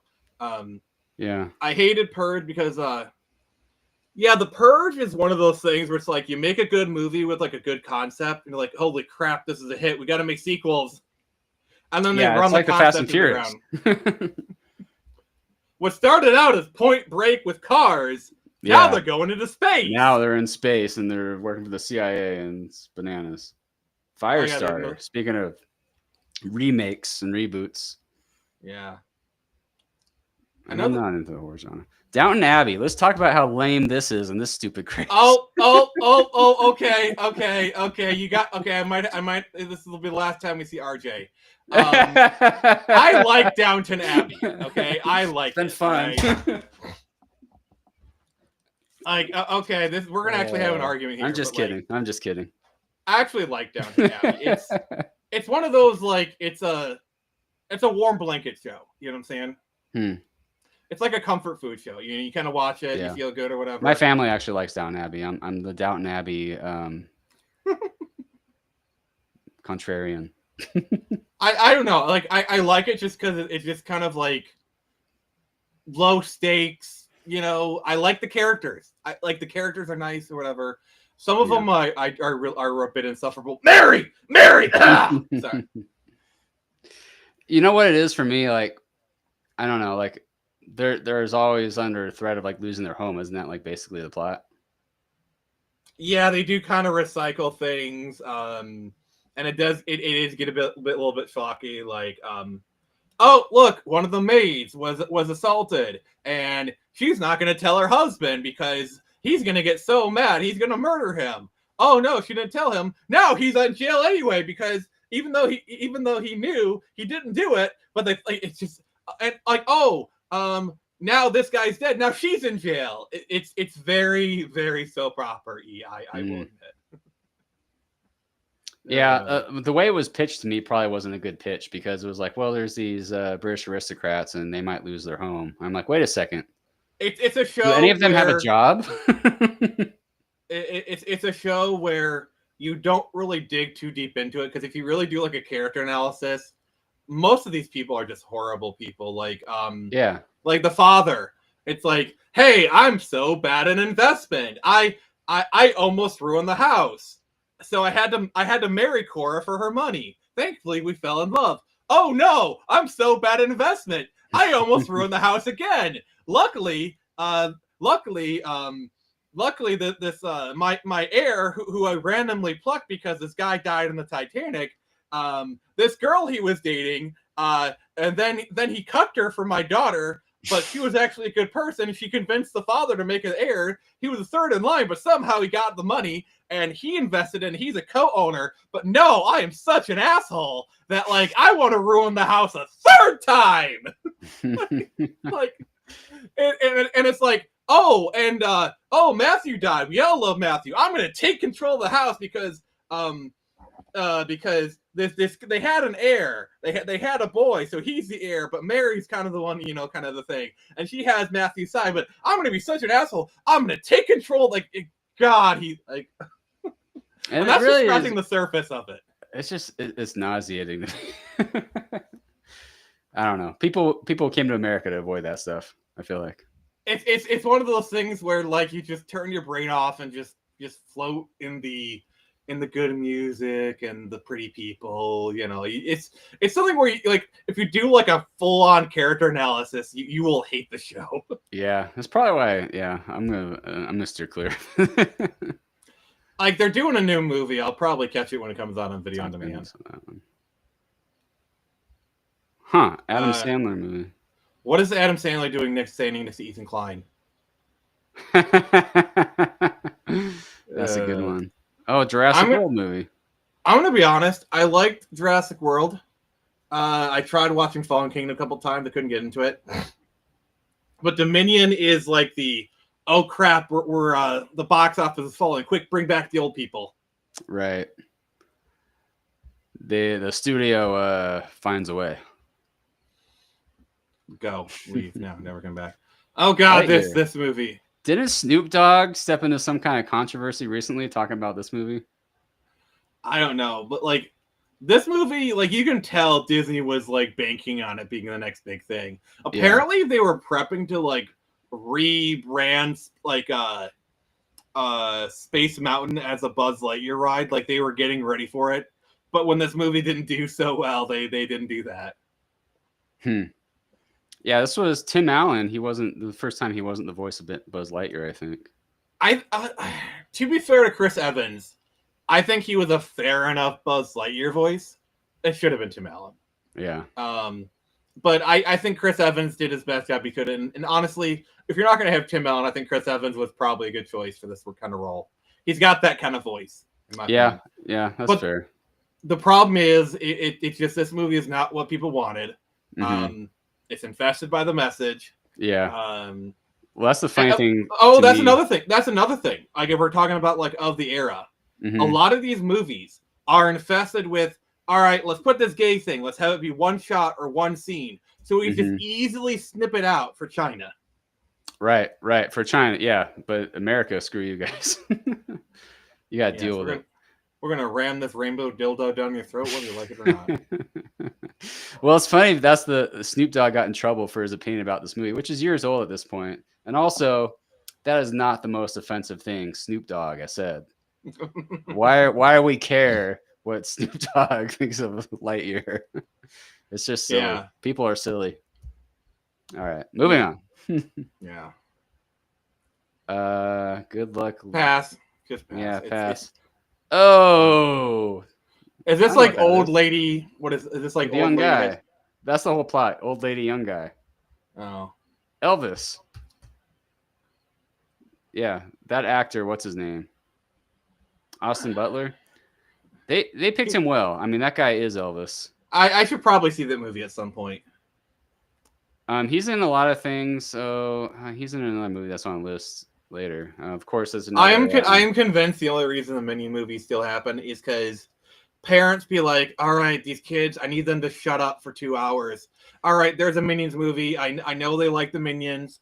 I could just I could just sit down in an air conditioned movie. They'll be quiet for 2 hours. I could do some popcorn, maybe go on my phone. Like that's why these movies exist. Is they shut up the kids. Oh yeah, but I think like the Minions are something like Pixar artists came up with as like kind of a joke in their spare time, and then now it's just something, if you're a parent, put your iPad in front of the kid with a Minion. Yeah, Minions are definitely a poster child for the iPad era. Yep. Oh God. High art. I would say Love and Thunder is probably when the Marvel facade began to crack, because all the other films, it's like they had COVID excuse. Like Shang-Chi is a terrible movie. It's got good martial arts. Like I'll grant it that the martial arts are good. But the movie is just terrible. It is a terrible, terrible movie. Like all the other films, like it did bad because of COVID. Thor is like the first movie where it actually got like criticism and underperformed, and it was actually okay to criticize. This is when the cracks in Marvel really started to come obvious, in my opinion. Yeah, they were definitely becoming more obvious at this point. Where the crawdads sing. I don't know. I don't know. Is. Yeah, moving on. Reese Witherspoon. The Gray Man. That was okay. I saw that on Netflix. I'll probably watch it at some point. Yeah, it was fine. Yeah. Nope. Oh God, Jordan Peele is like one of the most overrated directors of our really time. is. Yeah. This is just another. That's all you need to know. Like Get Out is just a race bait movie. That's all it is. Yeah, and that's all this is. Like this. It's like it's a horror movie. It's like, what if people were racist? Oh my God! It is like the epitome of first world problems. It really. It's like a skit that they could have done on Key and Peele that would have been a funny like fake horror movie, and then they made a real horror movie. No, it's a mad TV sketch from the 90s. That's how bad it is. Right. Oh God. DC. Nope, was a weird movie. Yeah. This was a rock vanity project, all through and through. Bullet Train. Yeah, I think that's like Train to Busan or whatever. It's probably good. I don't know what Secret Headquarters is. Do you remember Spies in Disguise, the movie they tried to do with like Will Smith and Tom Holland, where they turned Will Smith into a pigeon? Yeah, I will probably get to that eventually. It's one of those. It's one of those like came and went movies. Okay. All right, so we're getting better in the list here. We're almost to the good stuff. All right. Yeah, X out the ads and stuff. All right, 2023. Things are getting better. And they're they're better. also getting They're not great, but they're getting better. Fast 10, so there's more Fast and Furious happening. Yeah, I mean that movie was okay. The Little Mermaid, critical acclaim all around. I don't know what else to say. It's terrible. The lighting is terrible. She has that like overseeing, like when you have a girl like so there's this vocal. I don't know if how familiar are you with like singing techniques? Not too much, a little bit. Do you know what scooping is? No. She does that thing that like subpar singers do when they want to sound good. It's like when they like go up and down, up and down. Mm-hmm. The movie is lit terribly. It's way too dark. Which is just a cover for bad CGI. Yeah, like it's like this movie is supposed to be uber colorful. Like, why is Aquaman a better Little Mermaid movie than this one? Right, for real. like Aquaman with Jason Momoa is a better Little Mermaid movie than this. Bro Sidon is a better Little Mermaid. I don't know what this is. Hurt Feelings. So of the era, Hurt Feelings. Past Lives. I don't know what that is. Yeah, this is another thing that was kind of happening at the time is we were starting to see a lot more Asian movies come in. Yeah, and a lot of them are pretty good, like it's kind of like Crazy Rich Asians kind of opened the door, then Parasite like blew up, and Parasite for sure. And then like we started to see the rise of Zhang Buho or whatever. Mm-hmm. Okay, Cross the Spider-Verse. This is a good movie. I enjoyed this movie. I'm not even gonna criticize it. Like this film made me like Miles. Like I'm just gonna straight up say it. If this is the Miles that they're like, but the problem with Miles is everywhere else, Miles is so bland. He is so uninteresting. Mm-hmm. This movie made him interesting. They gave him a good story, gave him a good characters, gave him a good origin. Like this was actually a very fun movie. Like What's Up Danger, like that whole sequence. Like whenever I need a pep up, sometimes I actually listen to that, like watch that sequence because it's just really good. Mm-hmm. Yeah, this movie was a lot of fun. It it got you out of the old internet trope. Miles Morales is Miles Morales. He really was. I mean, it was a lot like Peter Parker. His story just kind of is, but he did feel like a sympathetic character, and I thought what I liked about it overall was is fun. the message is don't be me, be you, be Yeah, your and- own. Like, and the thing is, that's what Miles needs to be. Yeah, Like Marvel keeps trying to make him Spider-Man. yeah, He just needs to be his Spider-Man. yeah, And that's the whole message of this film is don't try to be somebody else. yeah. Be yourself.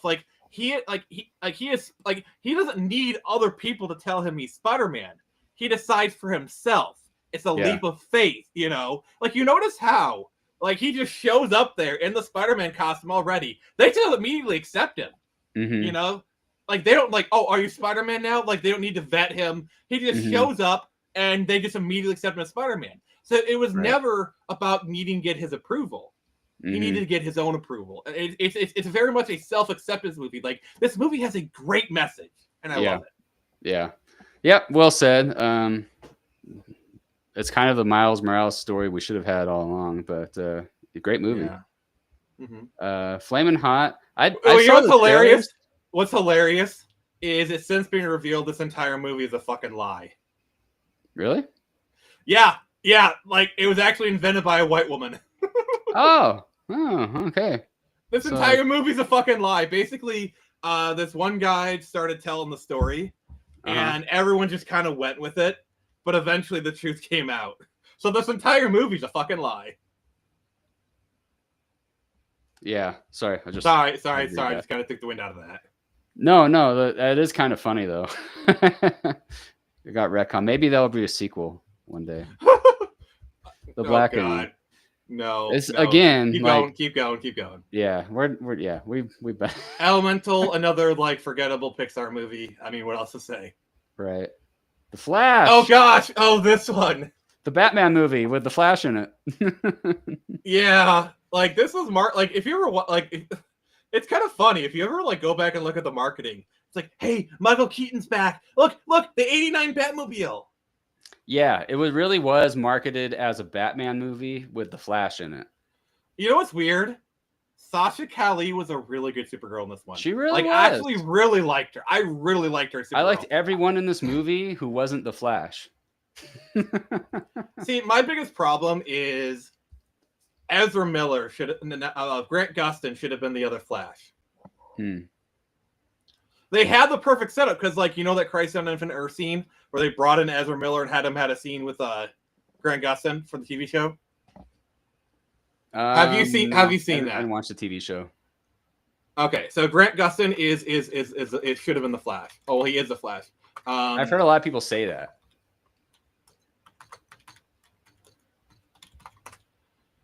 All right. All right. So I'm gonna show you the scene real quick, and I'm gonna be like, okay. Hello? What the hell is this?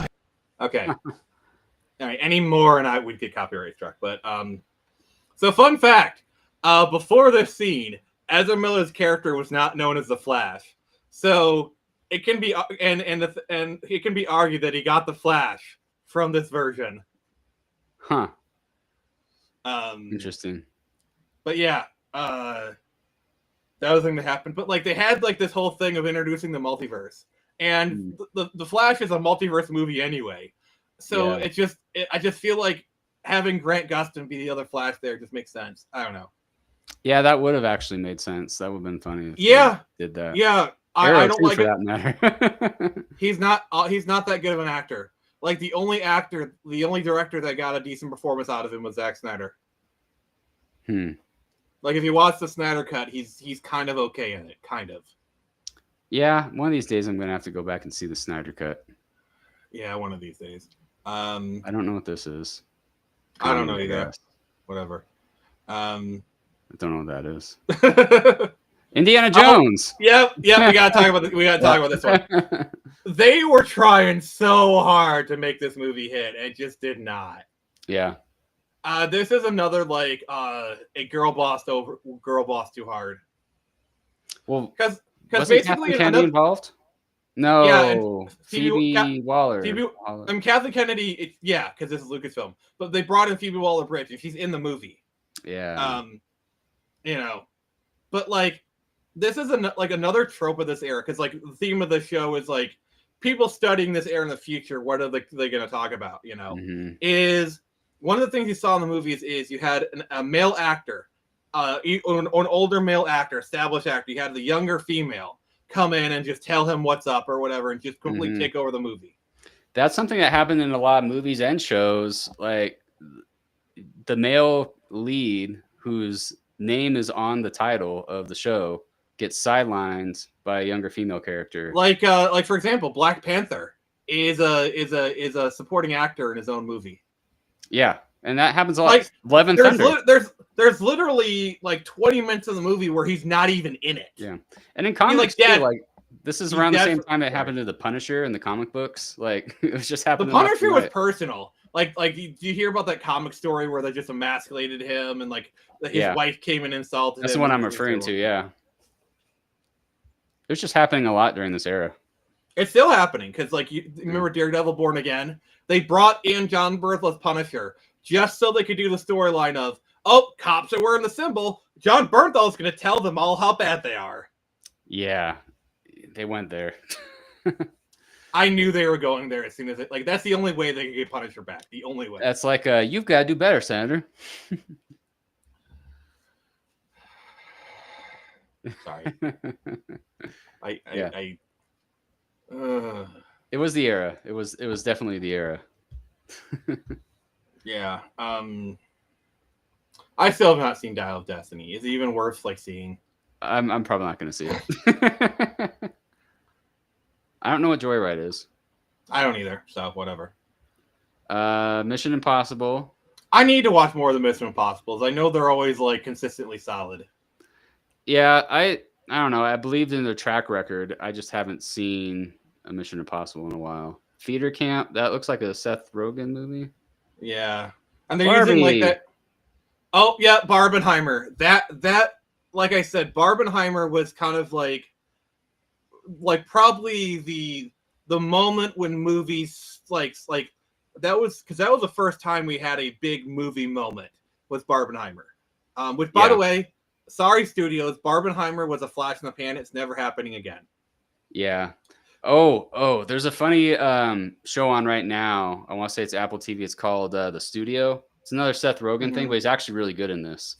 And they make fun of that. They have a really all-star cast, but they make fun of this. They're like, yeah, we're gonna like recapture that lightning in a bottle that was Barbie, and they try to do it with like Kool-Aid, and they get him to make a Kool-Aid movie. It's really funny.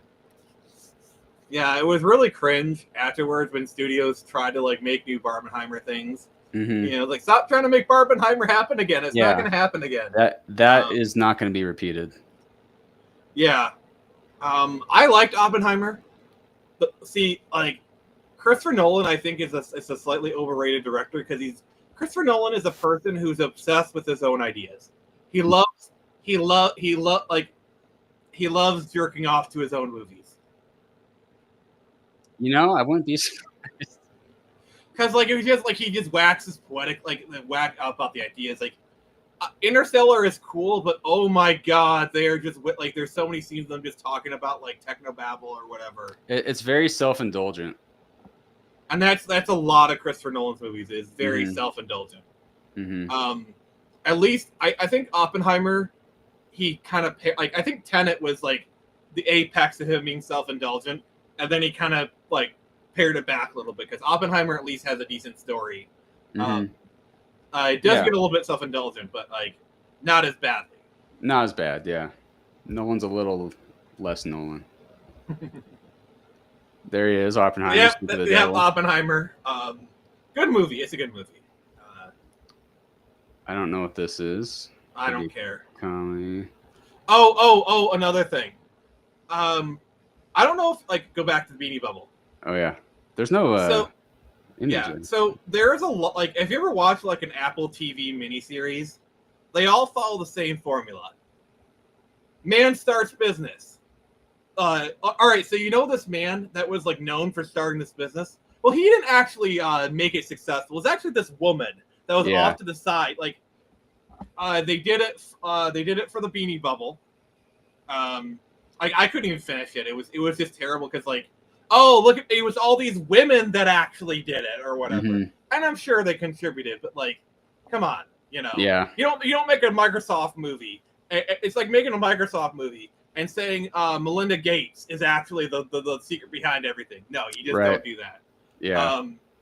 Or Steve Ballmer's wife or whatever. I don't know the name of her or whatever, but you get my idea. And they did the same thing for WeWork. You know, the one with like Anne Hathaway and Jared Leto. It was all about Anne Hathaway's character. Like, oh, he actually did it, guys. Did you ever see? There's this one docuseries on Spotify that was made. I think it was actually made in Sweden, and it deals a lot with like Pirate Bay and like how Spotify came to be. It's really good, but it's dubbed, and you can tell it's dubbed, but it's actually really good. Yeah, that sounds like it's worth checking out. Like but what I like about it is it portrays David Eck as a human being, like ruthless and whatnot.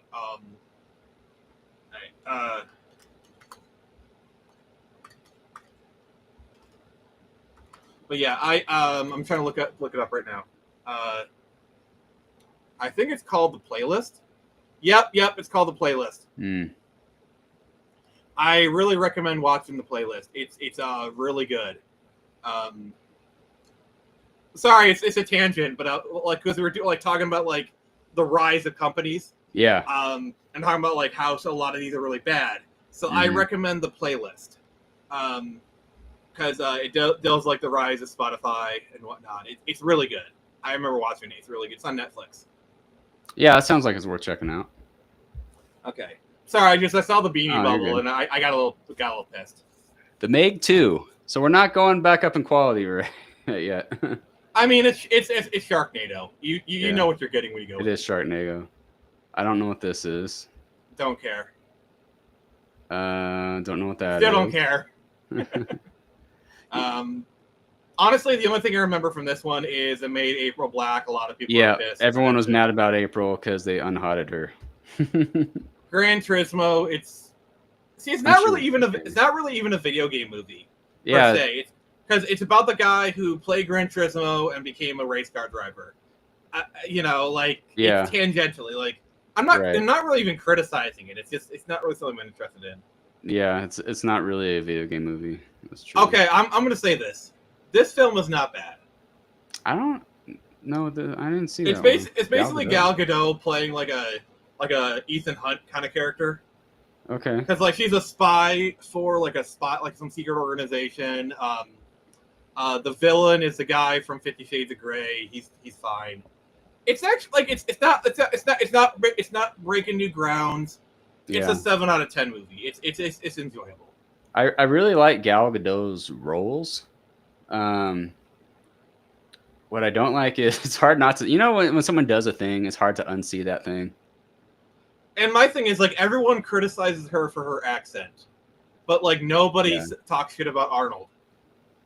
Yeah, I don't mind her accent or anything, but like when we were locked down and she did that Imagine song, sang John Lennon's Imagine. Yeah, that was so cringe, and I just have a hard time not seeing that every time I ever sense that. Yeah, it was like that was the epitome of bad timing.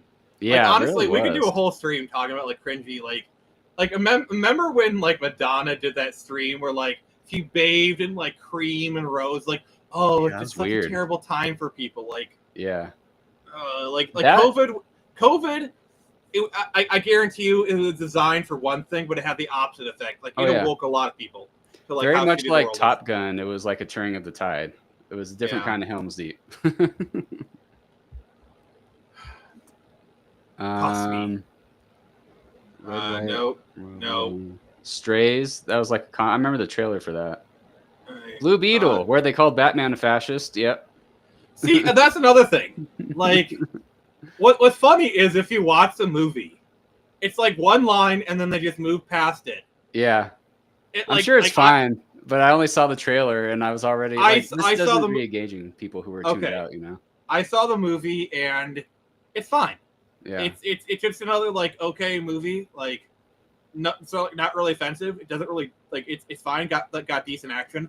I think Mhm. Zolo's a great Blue Beetle. I love him in Cobra Kai. I love him in Cobra Kai. But we need to do a Cobra Kai retrospective at some point. Cobra Kai is, I think, one of the best shows in recent history. Yeah, it got a bit long in the tooth, but yeah. That is true. I did like. I think Cobra Kai went on too long. I think it went on too long. It did go on too long. I was satisfied with the ending though. I'm glad I held out for that. Ending was good, but they stretched it out. Like there's entire seasons that you can just skip. Yeah, they could have definitely, for sure, made it shorter. Yeah, it's very much like Superman. Like, even if it was a good movie, like Superman had the same problem. Like, there were a lot of people. Blue Beetle was fun. Like, it was fun. The family was great. I love like the grandmother. Like one of my favorite moments. Like, you know, supposedly the grandmother was like a revolutionary. So like she let down her braids and like she was like holding the minigun, like shooting everybody. It's like I'm sorry, it's kind of fun, you know. That is fun. Like basically, I think I want to see Zolo return as Blue Beetle. I just want to at least end it on that. I think Zolo deserves another shot in James Gunn's DCU. He might come back. I think. I think movies like that weren't bad struggle from the same thing Superman did, where there are a lot of people who are tuned out and they're afraid to come back. So when you have a trailer like that, they're not going to come back. And I think if they do a Teen Titans movie, they need to bring Zolo back as Blue Beetle. Yeah. They could bring him back a lot of different ways, really, with what Gunn's established with the Superman movie. Yeah, like George was actually like cool in it. And like this is kind of a passing of the torch movie because Ted Kord exists. Like he was kind of like a Batman type character. I don't know. I think the movie was fine. Yeah, I'm sure it was. Like, again, like it struggles. Like it takes a really good track record to get some people back, and I think I was one of those people. Like I gave Superman a chance. I'm glad I did. And then I had to tell people like, no, it's actually good. And then they didn't believe me. And then it took a lot of people saying, no, it's actually good. And then they came back. I'm like, okay, it is good. So like to get fans back, I think it's going to take more of that, more of a good track record. And, I don't know. Like those few weeks after Superman were really nice. Like everyone just like, I don't know. It seems like online, everyone just really loved James Gunn's Superman. There's like a really positive energy for like the 2 weeks after the movie because I saw it like the weekend it came out on a Sunday. And I really enjoyed it. And it seems like a lot of people did. Yeah, a lot of people did. I've still seen a lot of backlash from like hardcore Snyder bros. I know you're a Snyder fan, and it's not all of you guys. Hashtag not all Snyder fans. Yeah, my thing is like every time somebody mentions like toxic Snyder fans, like show me. And like at best they can show 2 tweets. You know? Yeah. Like I'm sorry, but like I have seen more vile like anti-Snyder people than I have like yes, I've seen like bad Snyder people. Yes, they exist. Okay, but I've seen way more anti-Snyder people. They are like vile, repulsive little things. You know, even the gun crowd or whatever. Yeah. Well, everyone's got their crowd. I just this is my stance. Okay, love or hate Snyder, I don't care. Okay, it's time to move on. All right, the gun people need to shut the f up about Snyder. Like, they need to stop dunking on him because Snyder, his last film, if you don't like Snyder Cut notwithstanding, was almost 10 years ago. Okay. Yeah. Snyder hasn't been a part of DC for almost 10 years. Yeah. Okay. Like, okay, we got the Snyder Cut. That's cool. I'm happy for the people who care about that. That was fine. Like, that was like it. You know, I'm happy it happened. But like, would I have liked the Snyder stuff to go? Like, I actually think they were starting to kind of get things back on track. But a clean slate was probably the best idea. All right, and I'm just gonna say it. I'm on Team Gunn. All right. I think as far as the Superman, I think James Gunn has the right idea. I think Supergirl is going to be good. I'm excited for it. I'm staying the hell away from Peacemaker. That's James Gunn at his worst. But when you put James Gunn in PG-13, he does good work. So I actually completely agree. It's funny because like every little internet cult has their crowd. You know, there's all these little niches that are always warring. I really like what James Gunn did with Superman, and I did too. Also, I loved optimistic about Supergirl. Is Superman a perfect movie? No, I think I think it has pacing. Like, it opens with a text crawl, which is not how you open a movie. Like, there are some problems. It's like, but Superman is a 9 out of 10 movie for me. Yeah. Peacemaker for me personally. If John Cena comes back and acknowledges Taiwan as a country, maybe I'll see Peacemaker. But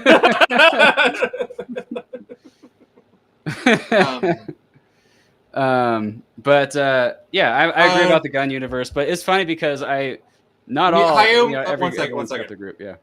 Hayao Miyazaki is who you're thinking of. That's the guy from Studio Ghibli. Looking at like a movie director, Miyazaki is what you're thinking of. Sorry. Yeah, but like every internet crowd, has their little cult and niche, and they're all at war with each other. Like, honestly, the ones that are really hard to deal with are the Matt Reeves stands, because you can't talk about Batman. You can't talk about like anything Batman's on. Well, Matt Reeves isn't gonna do that.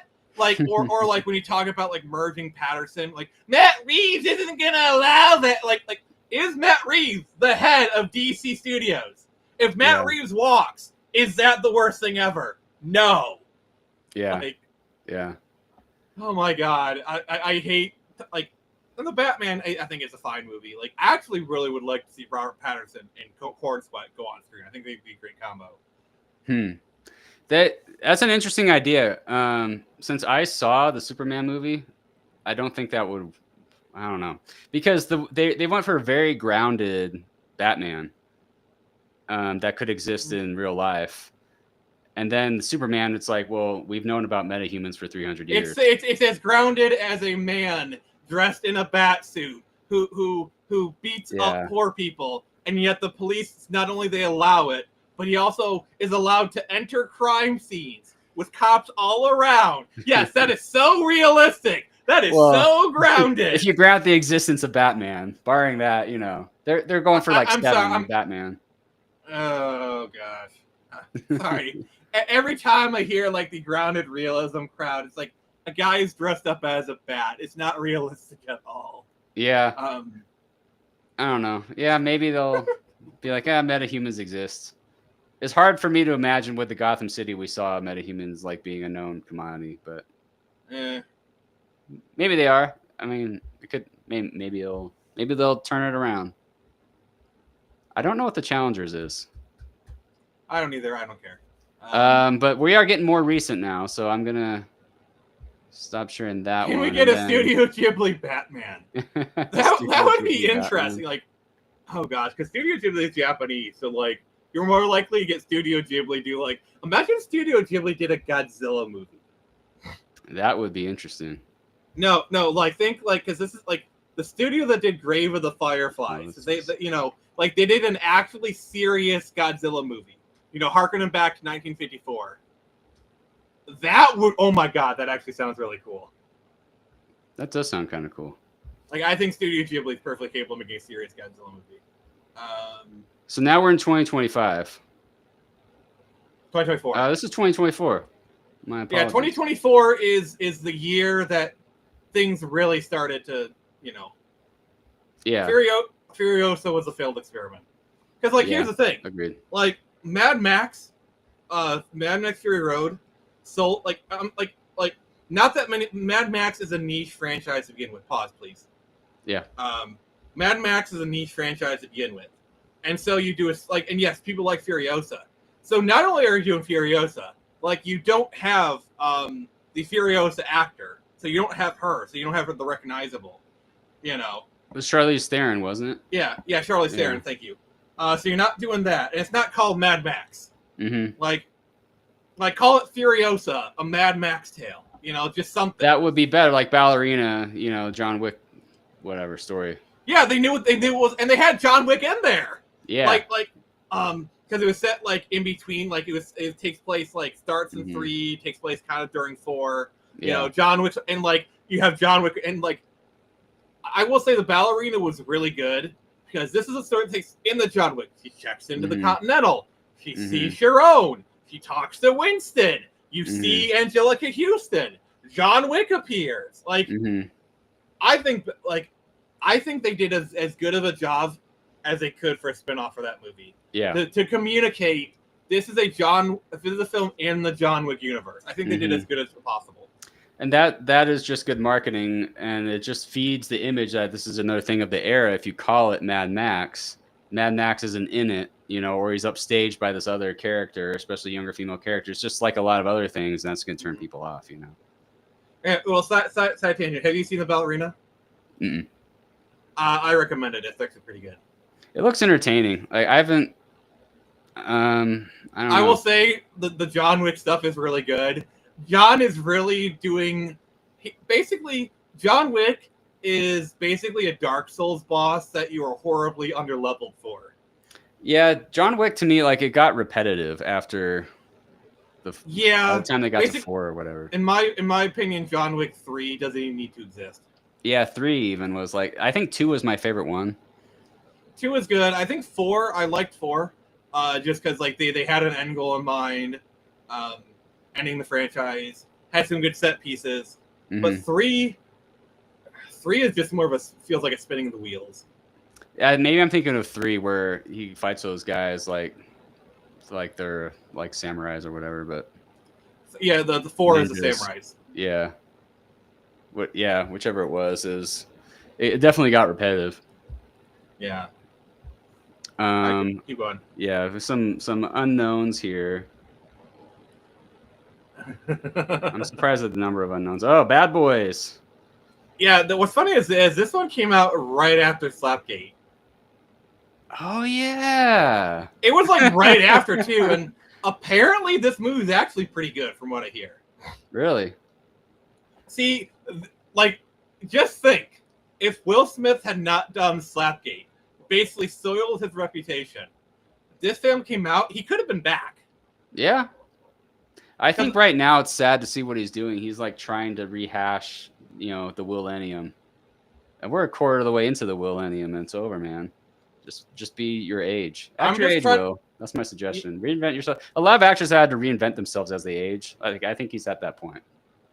Yeah.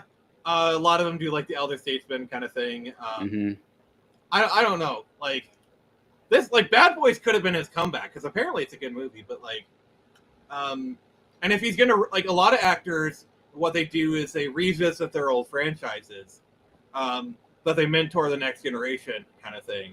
I'm trying to think of like like they can't do another Independence Day film because Resurgence was god awful. Yeah. Well, he smartly avoided that. The only thing I can think of is like do another Men in Black film, maybe get like call it Barry Sonnenfeld.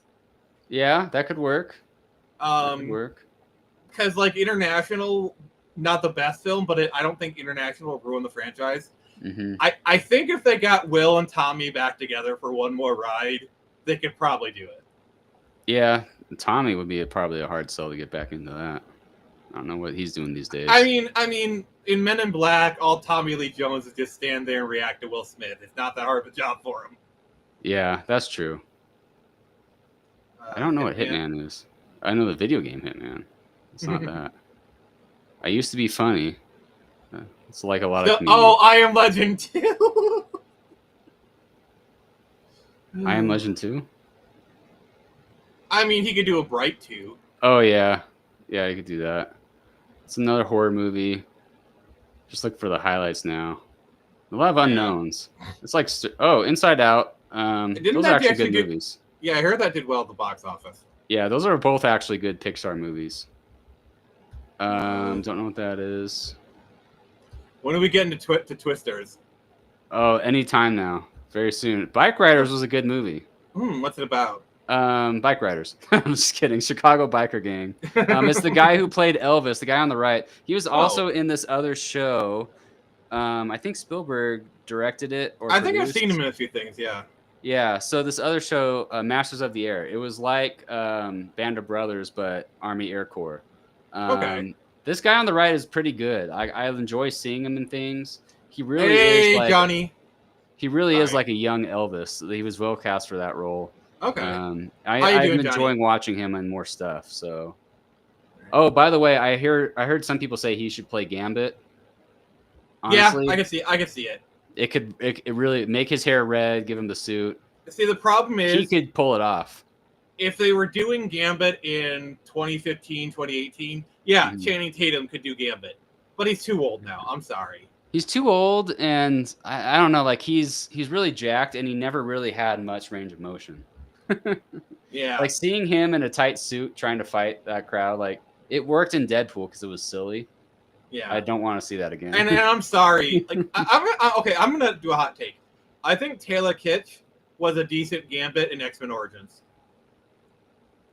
Yeah, I could see. So that was like is the more he had the grounded swab. he had the swab.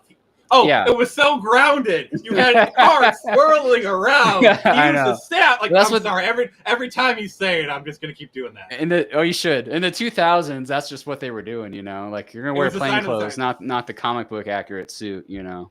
Yeah, Um, but like I think Taylor Kitsch really got like the suaveness of Gambit. Yeah, he really did. I think people like were pretty harsh on a lot of movies. I think from Taylor the Kitsch is a better 2000s. actor than people give him credit for. Yeah, I think he was unfairly criticized for that. I love John Carter. I'm just gonna say I love that movie. Yeah, but yeah, this guy, what's his name? Butler. Yeah. He could really pull off Gambit. Austin Butler. He could totally pull it off. Don't know what that is. Are we still waiting for that blade? There's only ever been one blade, and there's only ever gonna be exactly one right. blade. Sorry, I love that line. I love after that, Deadpool is looking at the camera. Like I love it. That was a very well timed line. Especially like when it came There's a out. trigger warning. And she's this seems lame. I love how they're having Blade it come up here in like the Marvel What If, and Mahershala Ali is not voicing him.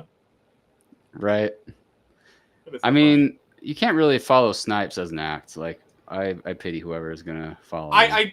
I will say, I think Snipes has one more Blade film left in him. If you want to do like an old Blade film, because like Old he Man was Blade? moving around, he was moving around pretty well in Deadpool. Yeah.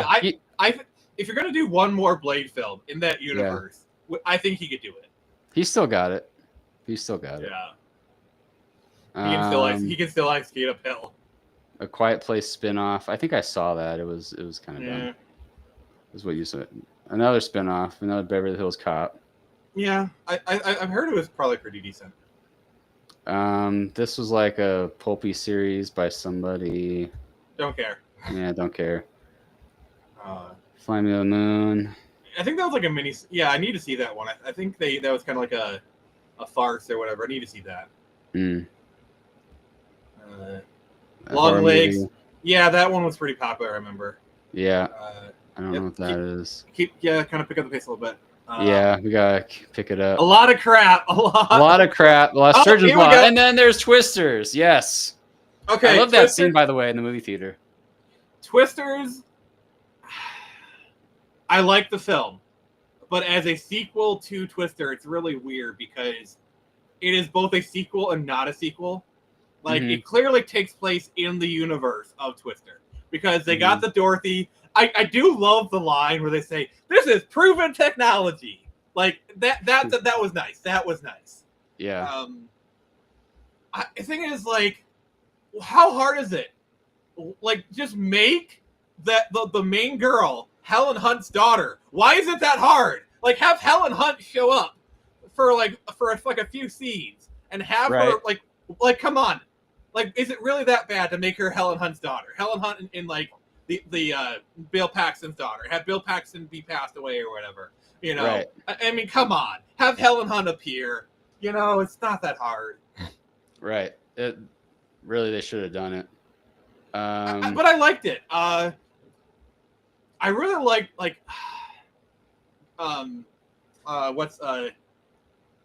Glenn, that guy. I can't remember his name. The main cowboy guy. Yeah, he did a good job, and he was in.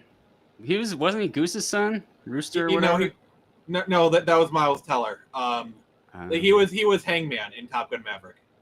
Okay, I knew he was in it. Like honestly, also Michael Cornsweat's in this movie. Oh. I really like it. Oh, that's right. Like, That's right. He's one of the company guys. yeah, like I really enjoy it because they kind of play on the story a little bit. Like Glenn Camp, like Glenn whatever. They're like the evil people. They're like the people that like the Princess Bride character guy was playing in the first movie, but they turn out to be the good guys, and then like the eco people actually are the assholes. Like it's like you think oh, they're just remaking the first movie. Oh, it's gonna play out this way. Like I do like it. They play on your expectations. I actually do appreciate that. Yeah, that was a good way to handle it. All around. Probably I'd say this was another turning of the tide movie. Glenn Powell, much Glenn like Powell, Top Gun. yeah. Glenn Powell. Deadpool Wolverine. That is another banger. turning of the tide, because it was a great farewell to the Fox universe. And then also, I keep saying this every time people say superhero fatigue. Every time people say, "Oh, superhero fatigue," a movie comes out that makes a fuck ton of money. They were saying that back in like 2010. Yeah, like Deadpool made $1 billion. In this climate, it made $1 billion. Yeah, like this movie was a freaking banger. Honestly, if this movie can make $1 billion, what it tells me is people are not afraid to go to the movie theater. You just got to make a movie that people wanted, and people wanted to see this. They wanted to see Hugh Jackman come back. They wanted to see Hugh Jackman in Deadpool first and foremost. They wanted to see him in the suit, and I love the marketing. Like Hugh Jackman's back. Oh, cool! And then later they revealed he was going to be in the suit. And the suit got slowly more comic accurate. Like it started with the sleeves, and then there was no sleeves, and there was no sleeves and mask. My favorite bit of the movie is, see, they did the reverse, because usually when you have a character with a mask, they'll find a way to take off the mask for the third act. But what they did for the third act, they put the mask on. And my favorite part is they had his entire shirt rip off, but not his mask. Yeah, in the end, he's just wearing the mask. Yeah. It was very well done. Yeah. And like the cameos, I think the cameos were good. They didn't really overstay their welcome. You know, it's like some people you wanted to see come back. Like, Blade coming back was cool. Honestly, like, seeing Daphne Keane come back was really nice, because they actually gave her some really good story. Like, I want to see more of her as X-23, honestly. Like, we need a Deadpool 4. It would have been interesting to me, I don't know what you think of this, if they just replaced Pyro with Sabretooth. Instead of just killing off Sabretooth. Just make Sabretooth do all the things that Pyro did. I don't know. Oh, the one bullshit thing is, I'm sorry, there's no way that Pyro would be able to control Johnny Storm's fire, let alone like take all of his fire away. Remember, this Johnny Storm can go supernova. Yeah. Literally, because he's the Fox one. He is like, like it was really nice to see Chris Evans come back as Johnny Storm, and he's gonna say it, flame on. Yeah. It was really funny because they don't show who he is at first, so you think like, is he Captain America again? And then you realize it's not who he's playing in this movie. Yeah, but like Chris Evans and Ryan Reynolds are actually really good friends. Do you ever see the film Ghosted? It's with Chris Evans and Ana de Armas. Basically, Ana de Armas is like a secret agent, and Chris Evans is like just like a farm person. And she ghosts him, so he tries to track her down. Then he gets like wrapped up in like all the spy stuff. It's actually kind of a good movie. It's like a Netflix kind of movie, but I recommend it. Screecher 4 just released superhero fatigue. I mean, when the Screecher movie drops, it's gonna cure superhero fatigue. I'll tell you that right now. Keep going. That would cure some fatigue. All right, yeah, we're gonna get to the highlights here. Yeah, we're still not even in 2025. Oh no, we got Borderlands. Yeah, go back. We gotta go back for this one. Yep. This is a what the fuck were they thinking movie. Like, a Borderlands movie is not a bad idea. Okay. Like honestly, I could imagine like a Deadpool type movie, but with Borderlands. Like, you can make a Borderlands movie work, but like the casting, Lilith is played by 50 million year old Kate Blanchett. Right. This came on the heels of what's the other one? Dang it, I can't think of the Mortal name. Kombat? No, the other video game movie that was popular on Netflix. The Castlevania? End of the World one. Last of Us? Post-apocalyptic. Last of Us? No, not Last of Us. Last of Us is post-apocalyptic. Yeah, it is, but it wasn't that one. The one that was kind of goofy. Oh my gosh, why can't I think of it? Because I don't play enough video games. Twisted but Metal. Twisted Metal. No, not that one. All right, so Ellen says, "Our movie good against guy?" And he got Borderlands up. What face? What face? Yeah, Ellen, how are you doing? We are doing a kind of retrospective, like the last 5 years of movie, kind of showing like movies are kind of getting better. But like I'd say the Tiny Tina actress is fine, but like Jamie Lee Curtis, I love her dearly, but she was horribly miscast as Tannen. I'm sorry, I'm still trying to think of this video game movie. Like, and I just gotta say, The Rock actually might have been a pretty good Roland. Like, if you had actually cast The Rock as Roland, that actually probably would have worked. Yeah, Kevin, I'm sorry, that is not Roland. He's way too short, but like, The Rock would have been a good Roland in my opinion. What do you think, RJ? For Borderlands? Yeah, playing Roland. I'm not schooled enough on video games to even know. We're talking about movies, but like we can talk about like Fallout at the end of this end of Fallout. That's the one I'm trying to think of. Oh, that was Amazon Prime. Okay, yeah, my bad. But yeah, this came on the heels of Fallout, and Fallout was really popular. Yeah, and they're about to drop season 2. We'll talk about Fallout at the end of the stream, but keep going. Yeah. So yeah, I feel like this was trying to be like a Fallout and failed. Don't know what that is. As ends with us. That one's really funny because have you heard about the lawsuit between Blake Lively and Justin Baldoni? No.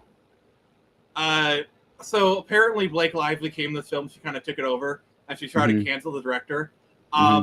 Also, apparently, Nice Pool from Deadpool and Wolverine is actually made to be a mockery of Justin Baldoni, allegedly. That's funny. Allegedly.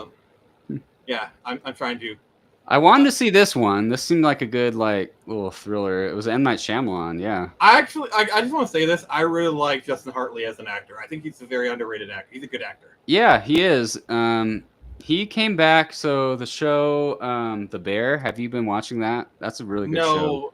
No. The first time I noticed he came back was Penny Dreadful, which he was awesome in, by the way. Yeah, The Bear is a great show. I highly recommend it. Ellen says they try to be too serious. Just kind of stop for a second. They try to be too serious in the movie, not having a cool intro with a cool song. Yeah.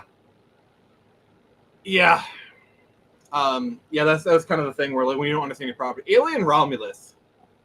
I know a lot of people like that one. There was kind of that controversy with like AI ass or whatever. From what I understand, isn't this movie supposed to like tie together like all the loose alien threads? Like there's the Black Blue from Prometheus, got aliens or whatever. Is that true?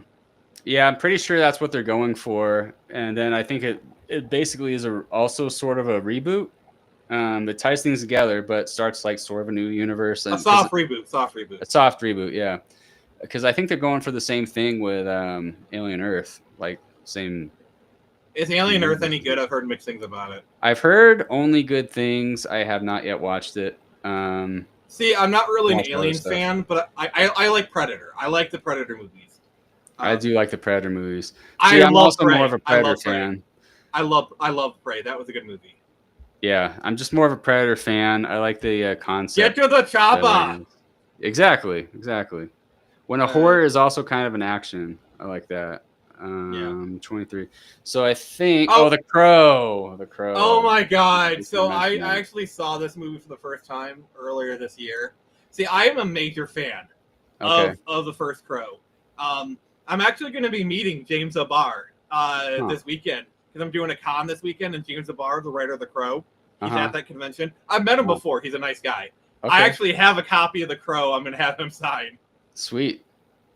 Yeah, the concept of like the goth.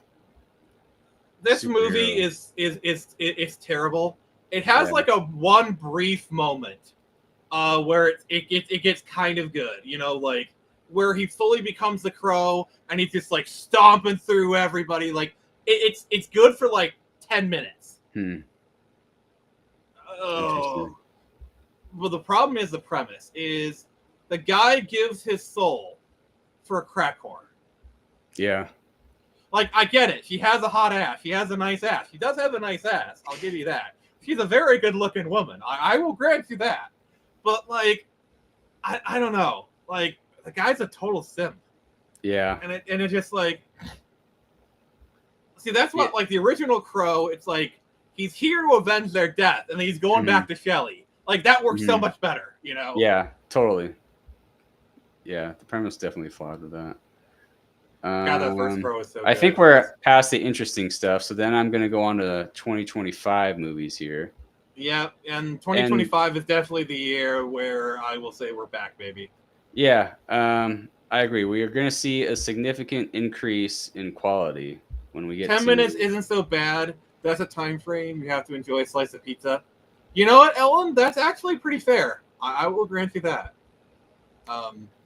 I tell my life I love that. Oh, God. Why would you do that? Like, do you want to get divorced? So yeah, now we're back into better stuff already. Ballerina. We were already talking about this one. I like that movie. If you haven't seen it, I recommend it. Wow. See, what I like about the Ballerina is too many movies. They have that problem of like, all right, so you got this woman that weighs at most $110 soaking wet. You know, she's 5'6", and she's taken down like 5 or 6 dudes that are like fucking jacked. You know, they have biceps bigger than their head. They're 6'3". They're 250 pounds of pure muscle. You know, I'm exaggerating, but like, you know, those kind of scenes. I do like action movies that take into account this is a girl, and you know what Amade Armas does? She shoots them. She just shoots them. Like, oh, and have you seen Atomic Blonde? I've seen the scenes that people like criticize where she just like kicks a dude and he goes flying. Yeah, well, I don't, because like she gets thrown around. Yeah, you know, she's struggling to beat them. Like that's another movie that I think takes her proper. Like this is a woman fighting men. You know, like this is why like Solution Gun Fu. Like Gun Kata. Oh God, Equilibrium. So if there's any, like I know there's at least one woman watching this, but like any ladies watching this, if you are concerned about your safety, buy a gun. Get a gun. I don't care how short you are. I don't care how little muscle you have. You pull out a Glock. That they're not gonna, that like it is the equalizer. Was it like buy a gun, even if it's a 22 or whatever. That like sorry. It's like Trinity in the Matrix. Dodge this. And it's over. Like even if you're just buying like a pea shooter 22, you shoot the 22 at the person, that's at least gonna like slow them down, you know? Yeah. Oh yeah. They will. It'll hurt like a They mofo. level the playing field. 28 years later. You want to talk about How I Trained Your Dragon live action? Oh, did I skip that?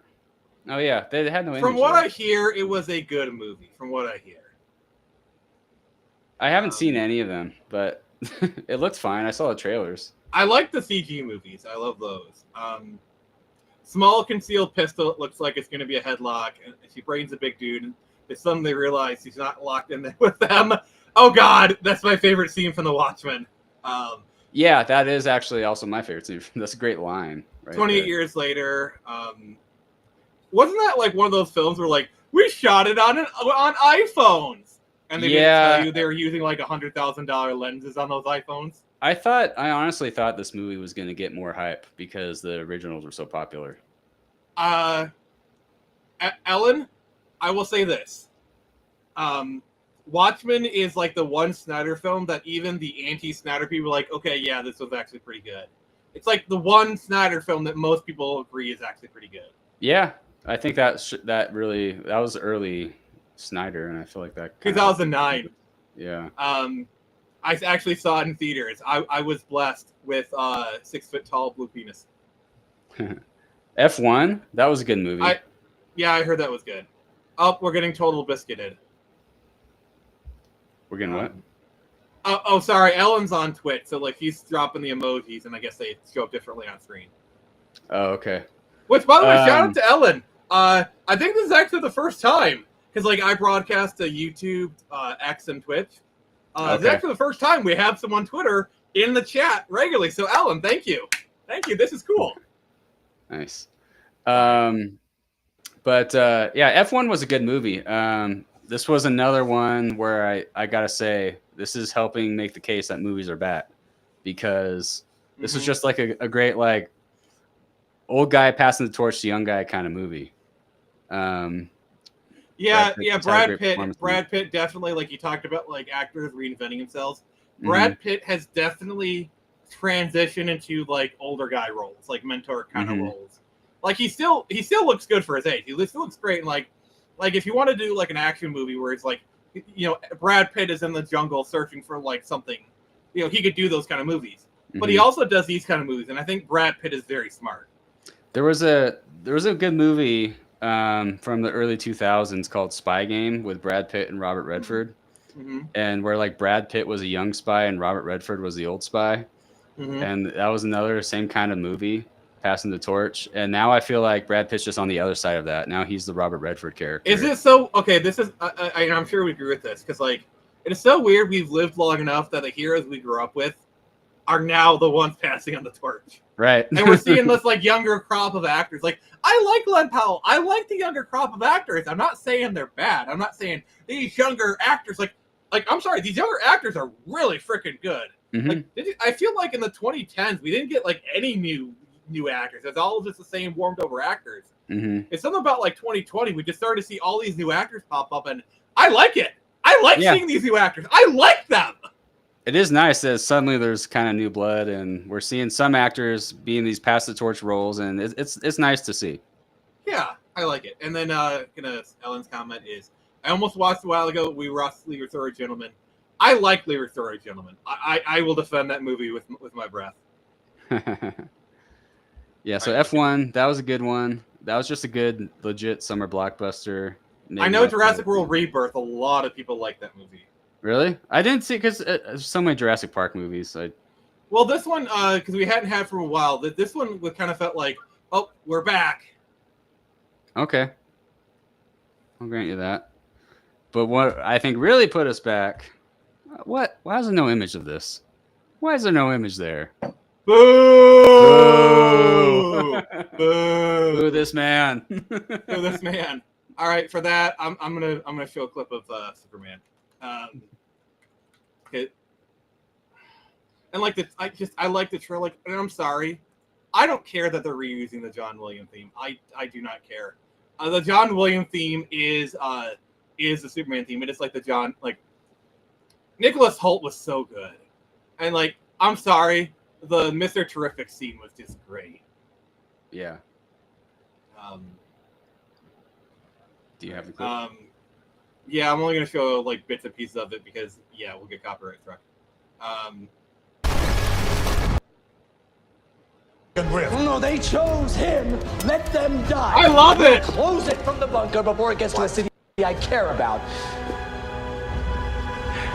Open the portal.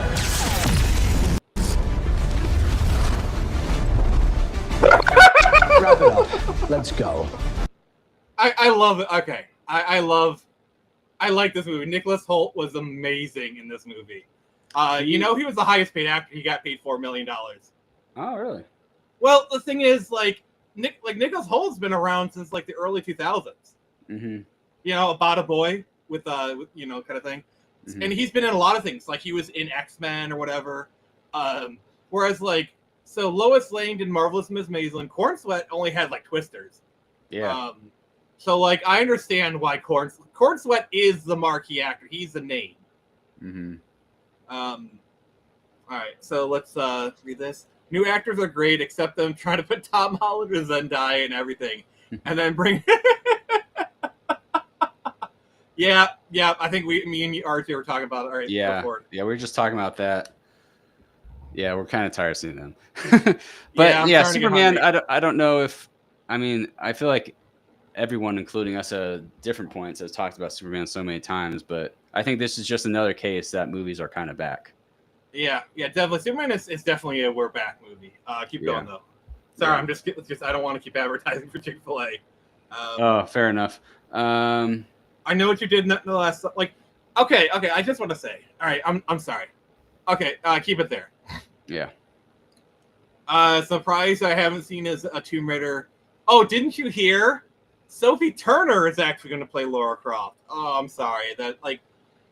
Sophie Turner is not a good actress. Like, she seems like a decent person, but she's not that good of an actress. I'm sorry, and she cannot play Lara Croft. But do you remember like the big controversy? I know what he did last summer is Jennifer Love Hewitt showed up on the carpet, and it's like, Oh yeah. oh my God, she looks so ugly. No, Dude, what are you it's guys been 30 blind? years and she's had like 3 kids or something. Like, come on, man. Like for Come her on, man. age, Yeah, her age, she looks great for her amazing. age. Yeah. Like I don't get what people like. What the are people like? Well, Like people forget. Like, okay, People forget these are real people who age, and it's been 30 years since you last saw her or something. It's like seeing Pamela Anderson. Like I feel like she let herself go. But she still looks like a normal person. Yeah, for sure. I'm looking up pictures of Jennifer. There's a lot of examples like that. Like people are just being overly critical and not taking into account. Like, it's okay, been 30 years since the last thing you saw them. Here is Jennifer Love Hewitt. Okay. Also, Sarah Michelle Gellar looks great for her age. Like these two women are the definition of aging gracefully. Okay. Yeah. I don't know. People need to shut the F up because she looks great. Okay. Yeah.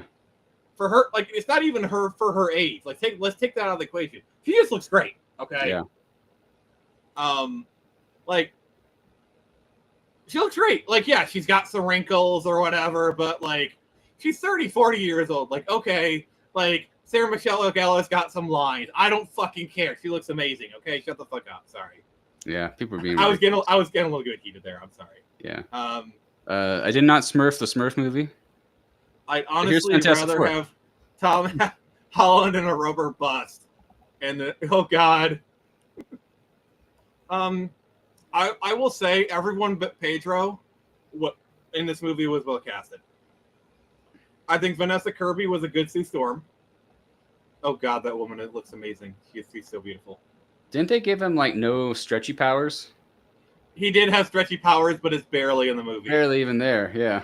It's like maybe 2 scenes. And like it hurt him like to get stretched by Galactus. I mean, they were doing like the rubber band thing where like he stretched it a little bit too far. Like whatever, I don't care. But like in the comics, can he like stretch across like the Hudson or whatever, or something silly like that?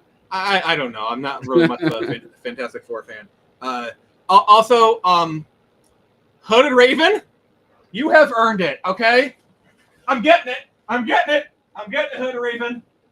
So RJ, you're new, so you need to be educated. Okay. I have to go full screen. Where'd you go? Sorry, let me just there you go. So Hooded Raven, for your crime. Wait 1 second, let me just turn off the mirror. For your crime, I ban thee. Hooded Raven. So this is my ban hammer, and it's my horny hammer. So this is when I ban people. Bam, you're banned. All right, let's get this stream back going. Yes, Hooded Raven got exactly. He knew exactly what he was doing. Is that a toolkit? Where? Sorry.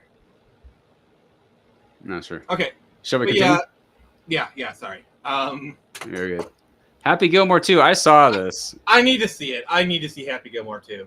And the Naked Gun, I hear, is really good. Yeah, I want to see that.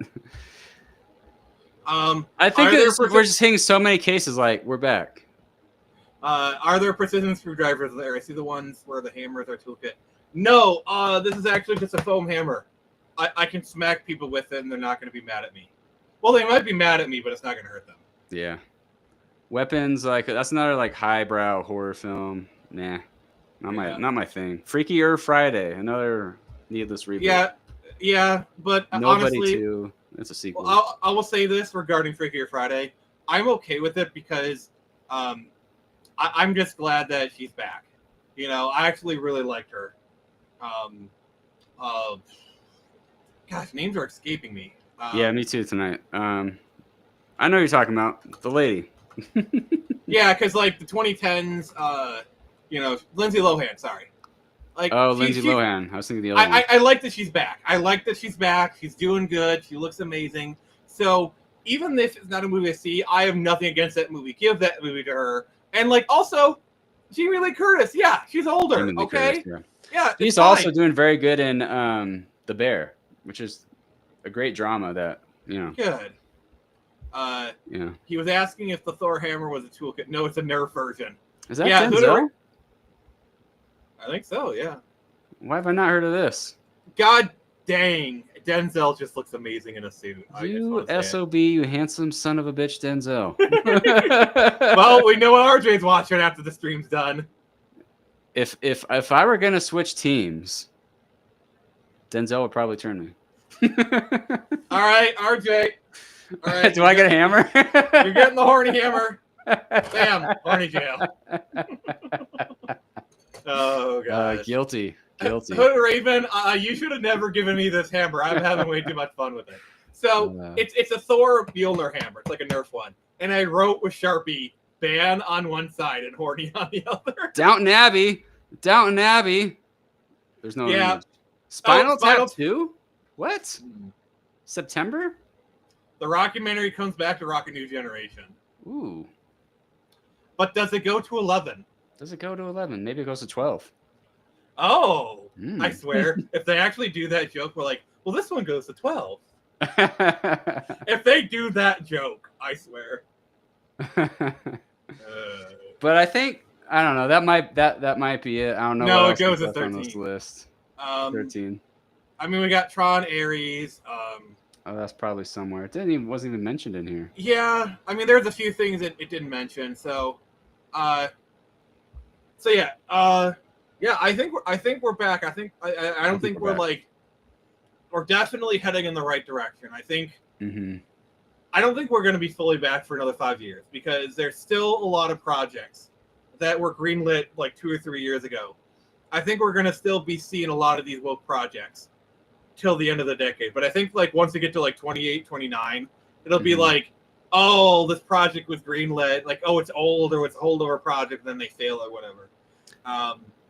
Yep, it's like the Battle of the Two Towers has been won. And, we're going to rebuild some, and then later we're going to have to fight in Mordor, or at least at the gates of Mordor. Yeah. I mean, the shields shall be splintered. Swords shall be splintered. Shields will be shattered. I don't know. It'll be a red day. Hooded Raven, careful now. I have the hammer. Be careful, Hooded Raven. Yes, he is thirsty. But yeah, have you seen Fallout?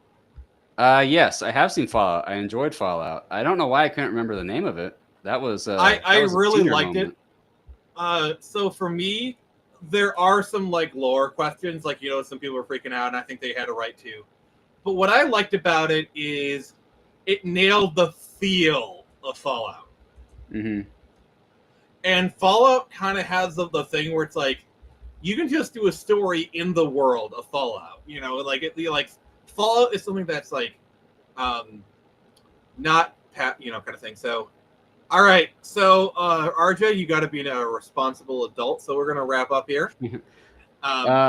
Before I jet, I should. I think we should look at this other thing from 2025. I think we should. If you want to know if we're back, this is a really good indication. We are back. I'm gonna go ahead and play this. Look.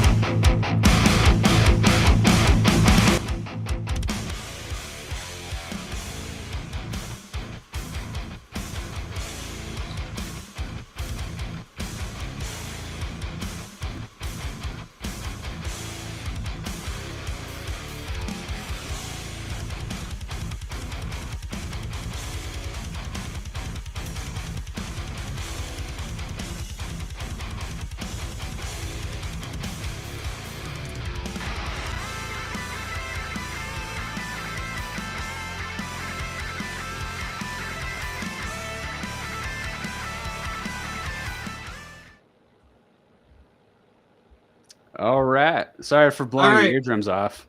But that was Call Sign Orion. That's my project. That's on Fun My Comic.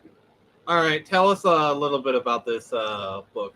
What's your 30-second elevator pitch? So Call Sign Orion, it's basically an action-packed sci-fi dystopian adventure in the spirit of classics like Brave New World and Starship Troopers, with a lot of Battlestar Galactica type fighter pilot action thrown in. It follows Orion, who's the leader of the Alphas, which is basically a Navy SEAL team 1,000 years in the future. They're rescuing hostages and preventing the release of a terrorist madman maniac who they don't want released. Follow the adventure, 42 pages of story, $5 for a digital and $10 for a print. You can't beat it. But if you want to spend a little extra dough, for $20, you get an extra shiny page that I call the Moss Gloss version. That's going to be a lot of fun. I made it in with some help by the legendary Lisa Foyles, who will be signing these trading cards. On the other side is her character, Lena Riley, who's my April O'Neil. So, will the Lisa Foyle cards be in foil?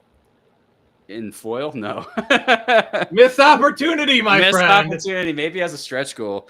I do have these magnet add-ons, or the image is the patch that the Alphas have on their uniform. Okay. This is a stretch goal as well. Also as a stretch goal is Lisa doing a live-action cosplay as her character, Lena Riley. I mean, a cosplay cover with her as the character.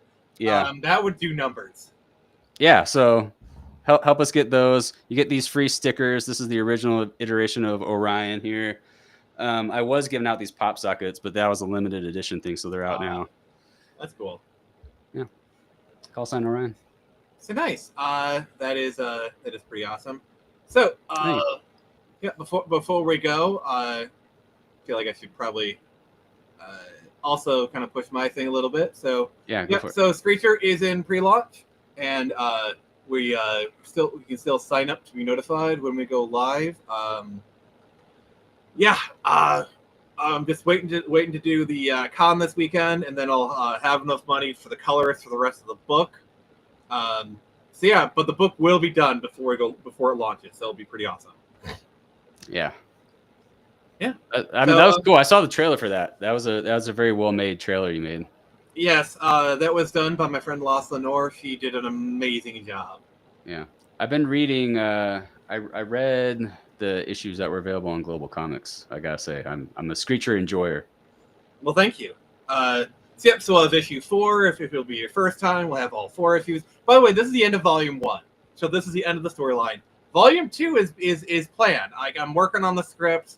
I got to issue 5, and I was like, because it's working for me, so I'm going to finish issue 5, going to do some rewrites. But issue 5 is planned, bigger, better. Volume 2 is going to be great. I got like a spy comic coming out this fall, and then full thing in 2027. And then my novel, it's a lot of really cool. Yeah, I backed your novel. I'm excited for it. And spy things, I'm into spy stuff. Yeah, we've been shipping out here and there because basically it's like as I get money for the shipping, I send him the money, then he ships out the next stuff. So you should be getting it soon. If you want to see what the novel looks like, I do actually have copies. Sorry, I wasn't planning this. There you go. Yeah, that looks great. Yep, this is my novel, Lost Kingdom, and look at it's a thick boy. Yeah. So RJ, right there. good to see you. we look forward to having you on next weekend. What was the topic again for next weekend? I think we had decided. I can't remember what it was. We were talking about Gen Z, Millennials. and versus millennials. I think we Yep. should go. There's like that Cobra Kai angle. Yeah, I think that'll be a fun topic. Oh God! I know exactly. I know exactly the Cobra Kai clip I'm going to use. Yeah. Send it to the internet. Yeah, there you go. Use one of those hash browns or whatever. Like, Yeah. oh, God. Yeah. So RJ, yep, this was a great first episode. You're a great co-host. I look forward to doing more episodes with you. So thank you, everybody. Thank you, Huda Raven. Thank you, Ellen. Thank you, Johnny Ortiz. Thank you, everyone who appeared. I'll be doing a stream tomorrow with Pence. So for all the cringiness, and on Tuesday I'm interviewing a game dev for Comics Watch, and then Saturday I'm not really sure because I got to return the car at 8. That's when I do the con. So a little iffy if we're doing Saturday, but Monday we will be back. So this has been Nick from the Phoenix Press. Remember, I can only show you the door. You're going to have to walk through it.